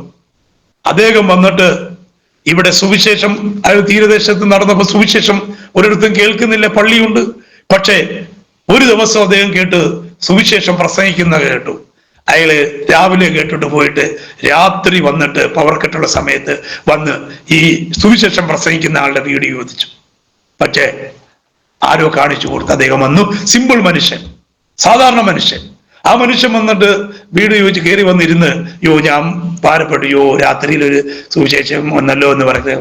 പക്ഷെ അയാൾ RTO ആണ്, ഞാൻ അറിയുന്നില്ല. അദ്ദേഹം വന്ന് ഈ കാര്യങ്ങളെല്ലാം ചോദിച്ചു കഴിഞ്ഞപ്പോൾ ഞങ്ങള് അവിടെ വെച്ച് പരിചയമായി. ഞങ്ങൾ പിന്നെ സുവിശേഷം അറിയിക്കാൻ തുടങ്ങി. രാവിലെ ചന്തസ്ഥലത്ത് പോയി സുവിശേഷം അറിയിക്കുകയാണ്. അപ്പോൾ ഒരു വള്ളം എടുത്ത്, ഒരു മിഷ്യൻ എടുത്ത്, എന്റെയും അദ്ദേഹത്തിന്റെ ആ ദേവദാസന്റെയും പൈസ എടുത്ത് ഞങ്ങൾ ഒരു വള്ളം എടുത്ത് സുവിശേഷം അറിയിക്കാൻ തുടങ്ങിയപ്പോൾ അങ്ങ് മുമ്പോട്ട് ഞങ്ങൾ പോവുകയാണ്. അതിനു മുമ്പും അനവധി ഈ അടികൾ, ഈ ശക്തികുളങ്ങര എന്ന് പറഞ്ഞ സ്ഥലത്ത് എനിക്ക് ഈ കഴുത്തില് സ്വമേധ വേല എന്ന് പറഞ്ഞ് ട്രാക്ട് കൊടുക്കാനായിട്ട് പോകുന്ന സമയത്താണ് സുവിശേഷ വിരോധികൾ വന്ന് വലിയ തടിയൊക്കെ കൊണ്ടുവന്ന്. ഭാഗ്യത്തിന് തടി കൊണ്ട് എന്നെ തല്ലിയില്ല, കൈ കൊണ്ട് അവര് നന്നായി തല്ലി. പക്ഷെ ഹെൽമറ്റ് വെക്കുമ്പോൾ വണ്ടി ഓട്ടിക്കുമ്പോൾ ഇന്നും ഈ കഴുത്തിന് പ്രയാസമുണ്ട്. കാരണം ഈ കഴുത്തിനാണ് അടി കിട്ടിയത്. പക്ഷെ ഒന്നിലധികം അടികള് പുത്തൂർ SN പൊരുത്ത് കൊട്ടാരക്കര അവിടെ ചെന്നപ്പോൾ അവിടെയും സഭ സ്ഥാപിക്കപ്പെട്ടു. അവിടെ വിശ്വാസികളായി അവിടെയും മുമ്പോട്ട് പോകാൻ കഴിയുന്നില്ല. ഇവിടെ വന്നപ്പോൾ ഇവിടെയും മുമ്പോട്ട് പോകാൻ കഴിയുന്നില്ല. അങ്ങനെ എതിർപ്പുകളും വെല്ലുവിളികളും. പക്ഷേ ചിലവര് പറയുന്നത് നിങ്ങളെ ഓട്ടിക്കുമെന്ന് ഈ ഒരു ടീമുകാർ പറയുകയാണ്. അവര് പറയാണ് നിങ്ങളൊക്കെ മരിച്ചു കഴിഞ്ഞാൽ ആരും കാണത്തില്ല, ഞങ്ങൾ മരിച്ചാൽ ഒരുപാട് അച്ഛന്മാർ കാണും എന്നൊക്കെ പറഞ്ഞുകൊണ്ടിരിക്കുന്ന പറഞ്ഞ ആൾക്കാര് ഒരാഴ്ച കഴിഞ്ഞപ്പോൾ അദ്ദേഹം തൂങ്ങി മരിച്ചു. ഞങ്ങളെ വെല്ലുവിളിച്ചു, ഇനി ഇവിടെ നിർത്തത്തില്ല, ഞങ്ങൾ നിങ്ങളെ ശരിയാക്കുമെന്ന് പറഞ്ഞ് ഭയങ്കരമായ എതിർപ്പുകളും വെല്ലുവിളികളൊക്കെ അഴിച്ചു വിട്ടിട്ടും ആളെ നിൽക്കാൻ പറ്റിയില്ല. പക്ഷേ അവരങ്ങ് മരിക്കുവാനായിട്ട് ഇടയായി തീർന്നു. അച്ഛന്മാര് വരത്തില്ല അടക്കാൻ, കാരണം എന്താ, ഇദ്ദേഹം തൂങ്ങി മരിച്ചത് കൊണ്ട്. പക്ഷെ പറയട്ടെ, അവിടം തൊട്ട് ഇങ്ങോട്ട് ഇതുവരെ എതിർപ്പുകളും വെല്ലുവിളികളും പ്രശ്നങ്ങളും നടുവില് ഇന്നും ആ തീരദേശത്ത് ദൈവം നിർത്തിയിരിക്കുന്നത് എന്റെ കഴിവോ എന്റെ കുടുംബക്കാരുടെയോ എന്റെ ആരുടെയും കഴിവല്ല. കാരണം എനിക്ക് ആത്മാക്കളെ കുറിച്ചുള്ള ദാഹമാണ്. കാരണം എന്തുകൊണ്ടാണ് ദൈവാത്മാവ് കാണിച്ചു തന്നിട്ടുള്ളത്? മീനെയാണ് കാണിച്ചത്. കാരണം എന്താ, നീ കാണുന്ന ഈ ദൈവം കാണിച്ചു തരുമ്പോൾ ഞാൻ കാണുന്ന സ്ഥലത്തൊക്കെ നിൽക്കുമ്പോഴൊക്കെ ഞാൻ ഒറ്റയ്ക്കാണ് നിൽക്കുന്നത്. പക്ഷെ കർത്താവ് കൂടെ തന്നെ ഉണ്ടായിരുന്നു. എന്നെ ഏത് പ്രതികൂലത്തിന്റെ മധ്യയിലും നിൽക്കുമ്പോഴും കർത്താവ് എന്നെ നടത്തി, കർത്താവ് എന്നെ നിലനിർത്തി. ഈ പ്രശ്നങ്ങളും അടിയും എതിർപ്പുകളും തുപ്പലുകളും ഒരു വീട്ടിൽ ചെല്ലുമ്പോൾ തന്നെ അവര് പറയും, നമ്മൾ ഇങ്ങനെ നേരെ നിൽക്കുമ്പോൾ ബാക്കിൽ നിന്നുകൊണ്ട് പറയും, ഇവനെ പറഞ്ഞു വിടുക, ഇവനെ ഇറക്കി വിടുക, ഇവനെ ഇവിടെ നിർത്തരുത്, നമ്മളെ തള്ളിക്കളഞ്ഞിട്ട് പോയവരാ. ഇതൊക്കെ ഞാൻ ചെറുതായിട്ടൊന്ന് ബാക്കിലോട്ട് തിരിഞ്ഞു നോക്കുമ്പോൾ ഇവരുടെ കൈ ആയിട്ടുകളൊക്കെ കാണുമ്പോൾ സ്വന്തക്കാര്, ബന്ധക്കാര്. പക്ഷെ അവരുടെ മധ്യയിൽ, അവരുടെ നടുവില് ഈ തീരപ്രദേശങ്ങള്, ചന്ത സ്ഥലത്ത് വള്ളവുമായി മദ്യത്തിനും മയക്കുമരുന്നിനും എതിരെ പോരാടിക്കൊണ്ടിരിക്കുന്നു. ഇന്നും ആ കടൽ തീരത്ത് പ്രസംഗിച്ചുകൊണ്ടിരിക്കുന്നു. സൈക്കിളിൽ നടത്തുന്നു, സൈക്കിളിൽ പ്രവർത്തനം, ബൈക്കില് ബോക്സ് വെച്ച് വേണ്ടി പ്രവർത്തനം, വീട്ടിന്റെ മുകളിൽ സുവിശേഷം പ്രസംഗിക്കുന്നു. അതേപോലെ തന്നെ ഇപ്പോൾ നമ്മുടെ സുവിശേഷ വള്ളം അതിന് പുതുക്കുവാൻ വേണ്ടി വർക്ക്ഷോപ്പിലേക്ക് ഈ വണ്ടി കയറ്റുന്നത് പോലെയാണ് ഇതിനെയും മെയിൻ്റനൻസ് പണിക്കായിട്ട് കയറ്റി വെച്ചത് കൊണ്ട് ഇപ്പോൾ അത് ചെയ്യാനായിട്ട് ഇപ്പൊ പറ്റുന്നില്ല. ഇപ്പോൾ നമ്മൾ സൈക്കിളിലാണ് നടത്തുന്നത്. സൈക്കിളില്, ബൈക്കില് ഇങ്ങനെയൊക്കെ നടത്തി വരുന്നു. അനവധി ആൾക്കാർ പല സ്ഥലങ്ങളിലും പോയിക്കൊണ്ടിരിക്കുന്നു. സ്വതന്ത്രം പല ഇൻഡിപെൻഡന്റ് സഭകളിലും പോയിക്കൊണ്ടിരിക്കുന്നു. ഞാൻ നേരത്തെ പറഞ്ഞല്ലോ, ഞാൻ കൊല്ലം നോർത്തിലാണ്. ആ നോർത്തില് സെൻട്രൽ പാർഷൊക്കെ ജെയിംസ് ജോർജ് പാർഷൊക്കെ സപ്പോർട്ടും കാര്യങ്ങളും ഒക്കെ ഞങ്ങളുടെ സെൻട്രലിലുള്ള ദൈവദാസന്മാരെല്ലാം എനിക്ക് വേണ്ടി സപ്പോർട്ട്, അവർ കൈത്താങ്ങല് ചെയ്യുന്നവരാണ്. അതേപോലെ തന്നെ ദേശത്തും ഇപ്പോൾ അവർക്ക് മനസ്സിലായി, ഞാൻ വിളിച്ച് എന്നെ തല്ലിയവരും സഹോദരിമാരും അമ്മച്ചിമാരൊക്കെ തല്ലിയവരും അതേപോലെ തന്നെ ഈ അപ്പച്ചന്മാരൊക്കെ ഇപ്പോൾ കാണുമ്പോൾ അവര് ഒരു വീടി വലിച്ചാലും എന്നെ കാണുമ്പോൾ തട്ടഴിച്ചിടുന്നു. അതേപോലെ തന്നെ ഭയങ്കര ബഹുമാനത്തോടെയാണ് അവർ കാണുന്നത്. ഇപ്പൊ അവര് പറയും, ഞങ്ങൾക്ക് വേണ്ടി പ്രാർത്ഥിക്കണം, ഞങ്ങൾക്ക് വേണ്ടി പ്രാർത്ഥിക്കണം. കാരണം എന്താ? പ്രാർത്ഥിച്ചവർക്കെല്ലാം വിടുതലുണ്ടായി. ഒന്ന് രണ്ട് കാര്യം കൂടെ ഞാൻ പറയുവാനായിട്ടുണ്ട്. ഒരു ദിവസം എൻ്റെ സഹോദരിയുടെ, എൻ്റെ പെങ്ങളുടെ മോള്, ഒരു ഒരു മോള് പ്രസവിച്ച സമയത്ത് കൊല്ലം ബെൻസീറില് അവര് ഹാർട്ടൊക്കെ അവര് ചെക്ക് ചെയ്തപ്പോൾ ഏകദേശം അന്ന് ആ കൊച്ചിന് 6 മാസത്തോളം ഉണ്ട്. ആ കൊച്ചിനെ ടെസ്റ്റ് ചെയ്തപ്പോൾ ഡോക്ടർ പറഞ്ഞു, സ്കാൻ ചെയ്തപ്പോൾ ഒരു ഹോൾ ഉണ്ടെന്ന്. ആ കുഞ്ഞിന്റെ ഹാർട്ടിന് ഒരു ഹോളുണ്ട്. അപ്പൊ എൻ്റെ അളിയൻ ഗൾഫിലുള്ള ഗോപാറിലുള്ള അളിയൻ വിളിച്ചു പറഞ്ഞു, അളിയൻ ചെന്ന് പ്രാർത്ഥിക്കണം, അളിയനും എൻ്റെ വൈഫുമായിട്ട് ചെന്ന് പ്രാർത്ഥിക്കണമെന്ന്.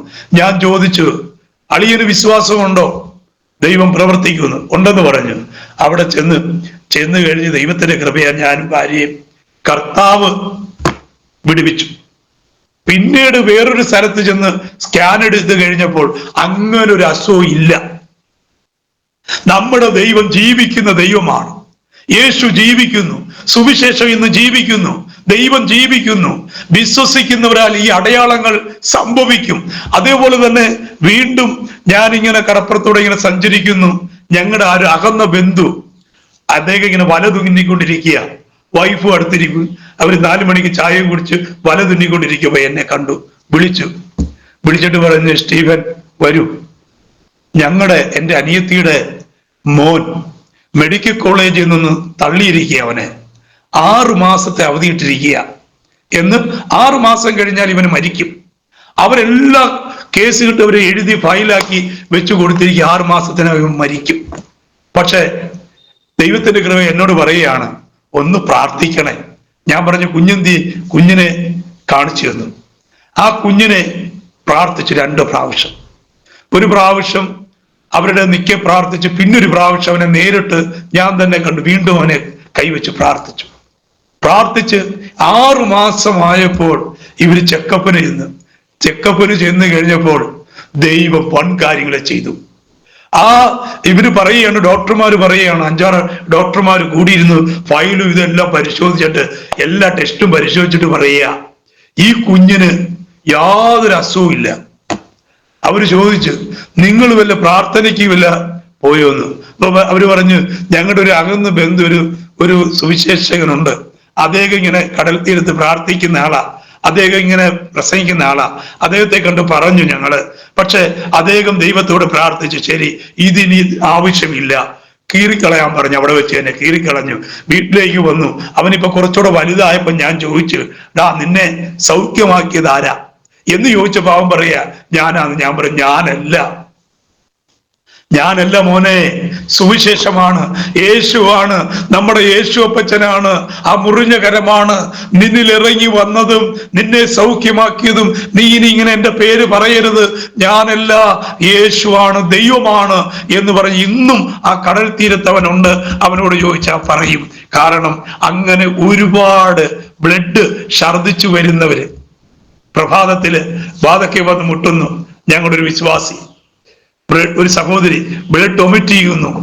അവര് വന്ന് അവര് പ്രാർത്ഥിക്കുവാനായിട്ട് ഇടയായി തീർന്നു. അപ്പൊ തന്നെ സ്പോട്ടിൽ ദൈവ സൗഖ്യം കൊടുക്കണം. ഞാനല്ല, വേറൊരു അപ്പച്ചന് സുഖമില്ലാതെ വീട്ടിൽ നിന്ന് അതും ഹോസ്പിറ്റലിൽ തള്ളി, പ്രായമുള്ള അപ്പച്ചന. ഒരു ദൈവദാസൻ ആറ്റിങ്ങി എന്ന് പറയുന്ന സ്ഥലത്ത് നിന്ന് വിളിച്ചു പറഞ്ഞു, സ്റ്റീവൻ പാസ്റ്റർ ഒന്ന് പ്രാർത്ഥിക്കണം ചെന്ന്. ഞാൻ പ്രഭാതത്തിൽ അവിടെ ചെന്നു, ആ മനുഷ്യന് വേണ്ടി പ്രാർത്ഥിച്ചു. അതേപോലെ തന്നെ ആ മനുഷ്യനും ഇതേപോലെ തന്നെ വേറൊരു സഹോദരൻ കാല് ചുരുങ്ങി എടുത്തോണ്ട് വരികയാണ്. ഇങ്ങനെ ഈ വിറവ് നമ്മൾ കയ്യിൽ കൊണ്ടുവരുന്നത് പോലെ പ്രാർത്ഥന സ്ഥലത്ത് കൊണ്ട് വെക്കുന്നു, കൺവെൻഷൻ സ്ഥലത്ത് കൊണ്ട് വെക്കുന്നു. അങ്ങനെ ഇരിക്കുമ്പോൾ, ഒരു വിടുതലും ഇല്ലാതിരിക്കുമ്പോൾ ദൈവാത്മാവ് എന്നോട് പറഞ്ഞു, ഒരു പ്രഭാതത്തിൽ പ്രാർത്ഥിച്ചു പറഞ്ഞു, നീ അങ്ങോട്ട് ചെല്ലുക. ഞാൻ ചെന്നു കഴിഞ്ഞപ്പോൾ ആ സഹോദരന് ഒരു ഓപ്പറേഷൻ ചെയ്തു നോക്കി 16,000 രൂപ അന്ന് കൊടുത്ത് സൗഖ്യമായില്ല, വിടുതലായില്ല. അവർ ഒരു നരമ്പ് ചുരുങ്ങിയിരിക്കുകയാണ് ഡോക്ടർ പറഞ്ഞു കൊടുത്ത്. പക്ഷേ ഇയാൾ ഇനി എന്ത് ചെയ്ത് ദേശത്തൊക്കെ നിന്നയാകാൻ പോവുകയാണ്. പ്രാർത്ഥനക്കാർക്ക് ഇങ്ങനെ സംഭവിച്ചെന്ന് പറഞ്ഞ് ഞാൻ ദൈവത്തോട് പ്രാർത്ഥിക്കുക, കർത്താവേ ഇനി ഇങ്ങനെ എന്ത് ചെയ്യുമെന്ന് പറഞ്ഞിരിക്കുമ്പോൾ പ്രഭാതത്തില് എണ്ണ പൂശി പ്രാർത്ഥിച്ചു. ഞാൻ ഞങ്ങളുടെ ഭാഷയോട് പറഞ്ഞു, ഭാഷേ കാല് നീണ്ടുവരുന്നു. ആ മനുഷ്യൻ സൗഖ്യമായി, കാല് നീണ്ടു വന്നു. ഇപ്പോൾ അദ്ദേഹം കറക്റ്റായിട്ട് ഇപ്പോൾ നടക്കുന്നുണ്ട്. അല്ലാതെ നമ്മുടെ കത്തോലിക്കയിലുള്ള ഒരു സഹോദരി ഞങ്ങൾ ഇങ്ങനെ പോകുമ്പോൾ പറഞ്ഞ് ഞങ്ങൾക്ക് വേണ്ടി ഒന്ന് പ്രാർത്ഥിക്കണേ എന്ന് പറഞ്ഞു. പക്ഷേ അന്ന് വൈകുന്നേരം ഞാൻ വീട്ടിൽ എന്തോ ചെയ്തുകൊണ്ടിരിക്കും സന്ധ്യയ്ക്ക്. ദൈവാത്മാവ് എന്നോട് ഇടപെട്ടിട്ട് പറയുക, നീ ഇങ്ങനെ ഈ ജോലിയും ചെയ്തുകൊണ്ട് നിൽക്കുകയാണോ? ഞാൻ ഞെട്ടിപ്പോയി. നീ അവരോട് ചെല്ലാൻ, നിന്നോട് പ്രാർത്ഥിക്കാൻ പറഞ്ഞവരുടെ വീട്ടിലോട്ട് ചെല്ലാൻ. ഞങ്ങൾ അങ്ങനെ പോകത്തില്ല ആ വീട്ടില്, കാരണം അവർ പൈസയുള്ളവരാ. പക്ഷെ ഇപ്പൊ അവർ കടത്തി നിൽക്കുക എന്നുള്ള കാര്യം ഞങ്ങൾ അറിയുന്നില്ല. പക്ഷെ ഭാഗ്യത്തിന് സന്ധ്യയ്ക്ക് ഞാനും ഭാര്യയും അവിടെ ചെന്നപ്പോൾ അവിടെ ഒരു ചൂരൽ കസേര കിടക്കുന്നു. 2 നില വീടാണ്, ബെല്ലടിച്ചിട്ട് ആരുമില്ല. ഞങ്ങൾ അവിടെ കയറി ദൈവത്തിന്റെ കയറി ചെന്നപ്പോൾ ഈ സഹോദരി അവിടെ ഇല്ല. സഹോദരി ഇല്ലാതെ വന്നപ്പോൾ ഞങ്ങൾ ഇങ്ങനെ ചിന്തിക്കുക, എന്ത് ചെയ്യും? ചൂരൽ കസേര കിടക്കുന്നു. ഞങ്ങൾ കുറച്ചു നേരം നിന്നിട്ട് താഴോട്ട് ഇറങ്ങി വന്നപ്പോൾ ആരോട് ചോദിച്ചു, ഈ വീട്ടിലെ ആള് എന്ത് ചെയ്യും സഹോദരി എന്ന് ചോദിച്ചപ്പോൾ പറഞ്ഞ് അവരിവിടെ ഉണ്ടായിരുന്നു എന്നൊക്കെ പറഞ്ഞുകൊണ്ട് ഇരിക്കുമ്പോ അവര് വന്നു, സന്ധ്യയ്ക്ക് വന്നു. അന്നേരം ഞാൻ ചോദിച്ചു, ദൈവം എന്നെ അയച്ചിരിക്കുക, നിങ്ങൾ ഇവിടെ എന്താ കാര്യം, നിങ്ങൾക്ക് ഇവിടെ സംഭവിച്ചത്? അത് സഹോദര, ഞാൻ ഈ ചൂരൽ കസേരയിൽ ഇരുന്നിട്ട് ഒരു അരമണിക്കൂറിന് മുമ്പ് ഞാൻ ഇങ്ങനെ ചിന്തിച്ചു, നാളെ ഇതേ സമയം എന്നോട് ആരോ പറയുന്നു, നീ ഉണ്ടാകത്തില്ല, ഈ കസേരയിൽ ഇരിക്കത്തില്ല. അവരിങ്ങനെ ഈ ചൂര് കസേരയിൽ ഇങ്ങനെ ആടിക്കൊണ്ടിരിക്കുമ്പോൾ പറയുകയാണെന്ന്, നീ നാളെ ജീവിക്കത്തില്ല, നീ മരിക്കും. കടഭാരം കൊണ്ട്, വിഷമം കൊണ്ട്, ടെൻഷൻ കൊണ്ട് ആയിരിക്കുന്നു. അപ്പോൾ ദൈവത്തിന്റെ കൃപയാൽ അവിടെ ദൈവം അയച്ചത് ആ മകൾക്ക് വേണ്ടി പ്രാർത്ഥിക്കുവാനും. ഏകദേശം 7 മണിക്ക് പോയ ഞങ്ങൾ 9 മണി 10 മണിയായി ആ വീട്ടിൽ നിന്ന് ഇറങ്ങി വന്ന് അവർക്ക് വേണ്ടി പ്രാർത്ഥിച്ചു. പിറ്റേന്ന് അവരുടെ ഭർത്താവ് പണിക്ക് പോയിട്ട് വന്നു. അയാൾ ഞെട്ടിപ്പോയി.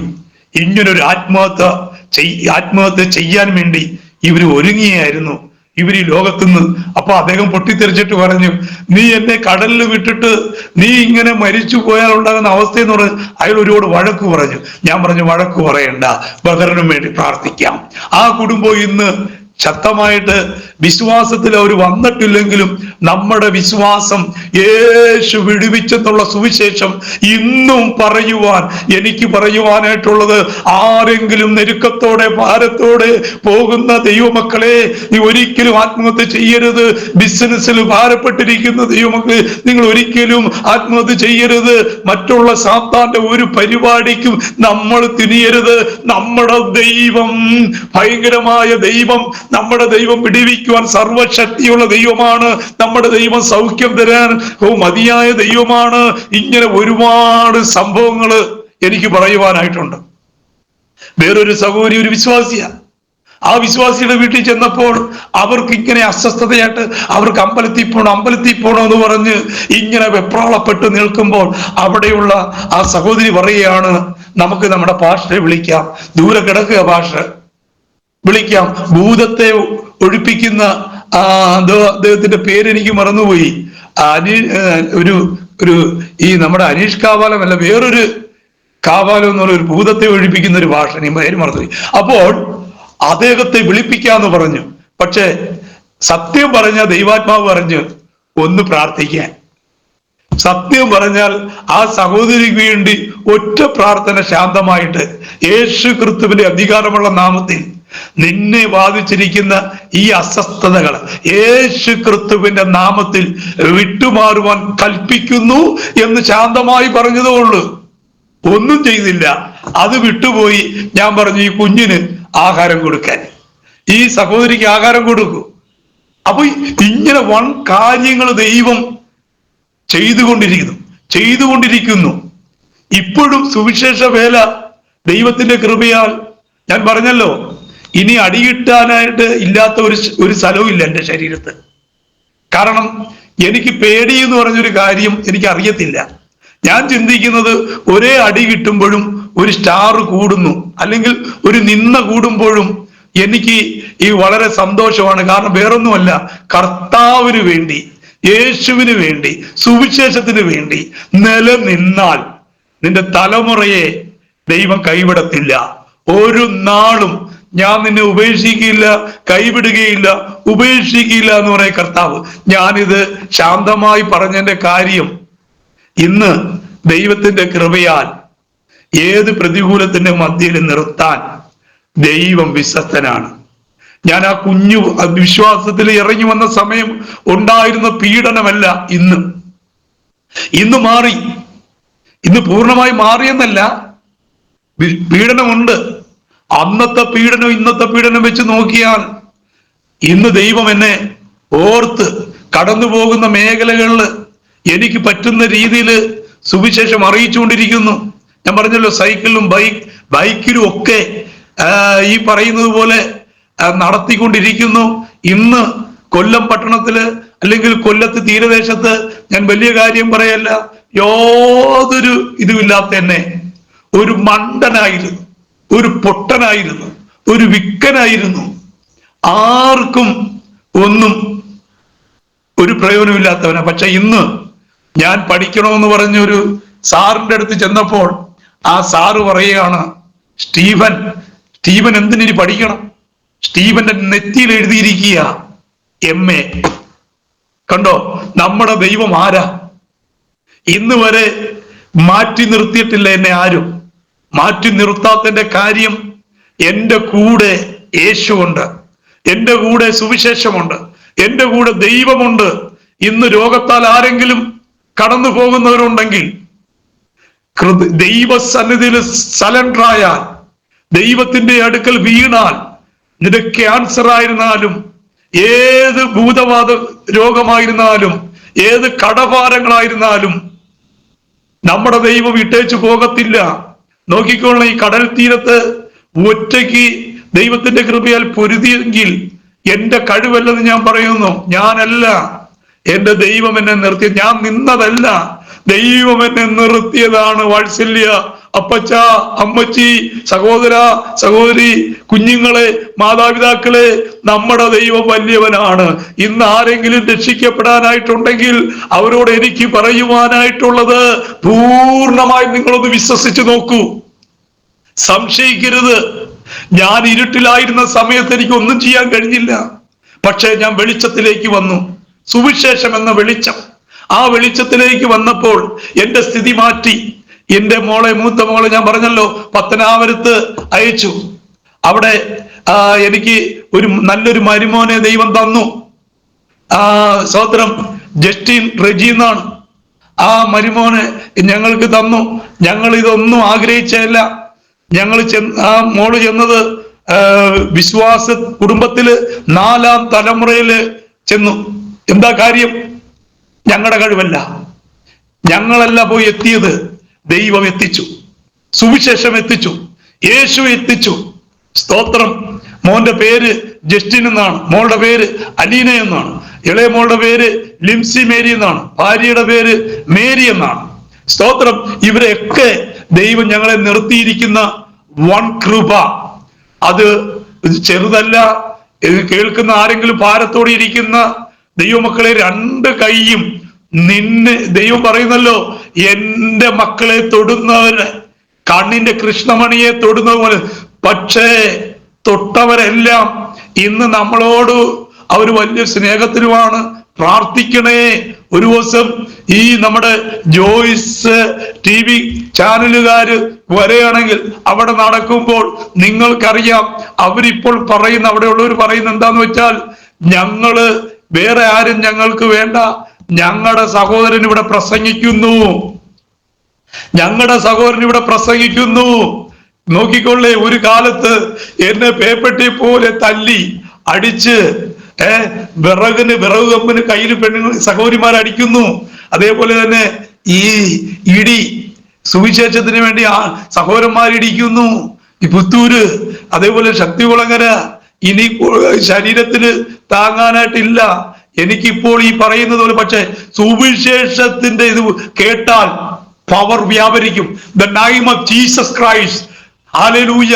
ദൈവം പ്രവർത്തിക്കുന്ന ദൈവമാണ്. പക്ഷേ അല്ലാത്ത സമയം ഞാൻ മൗനമായിരിക്കും, കൂടുതൽ സംസാരിക്കത്തില്ല. പക്ഷെ സുവിശേഷത്തിന്റെ ശബ്ദം കേട്ടാൽ, യേശുവിനെ കുറിച്ച് പ്രസംഗിക്കുന്നത് കേട്ടാൽ അവിടെ പോയി നിൽക്കും. അവർക്ക് വേണ്ട ചായയാണോ എന്ത് വേണം മേടിച്ചു കൊടുക്കും. കാരണം എന്നെ ഞാനാക്കിയത് എന്റെ കുടുംബക്കാരല്ല, എന്റെ അപ്പനല്ല, എന്റെ അമ്മയല്ല, എന്റെ യേശുവാണ്, സുവിശേഷമാണ്. അത് മറന്നു പോകരുത്.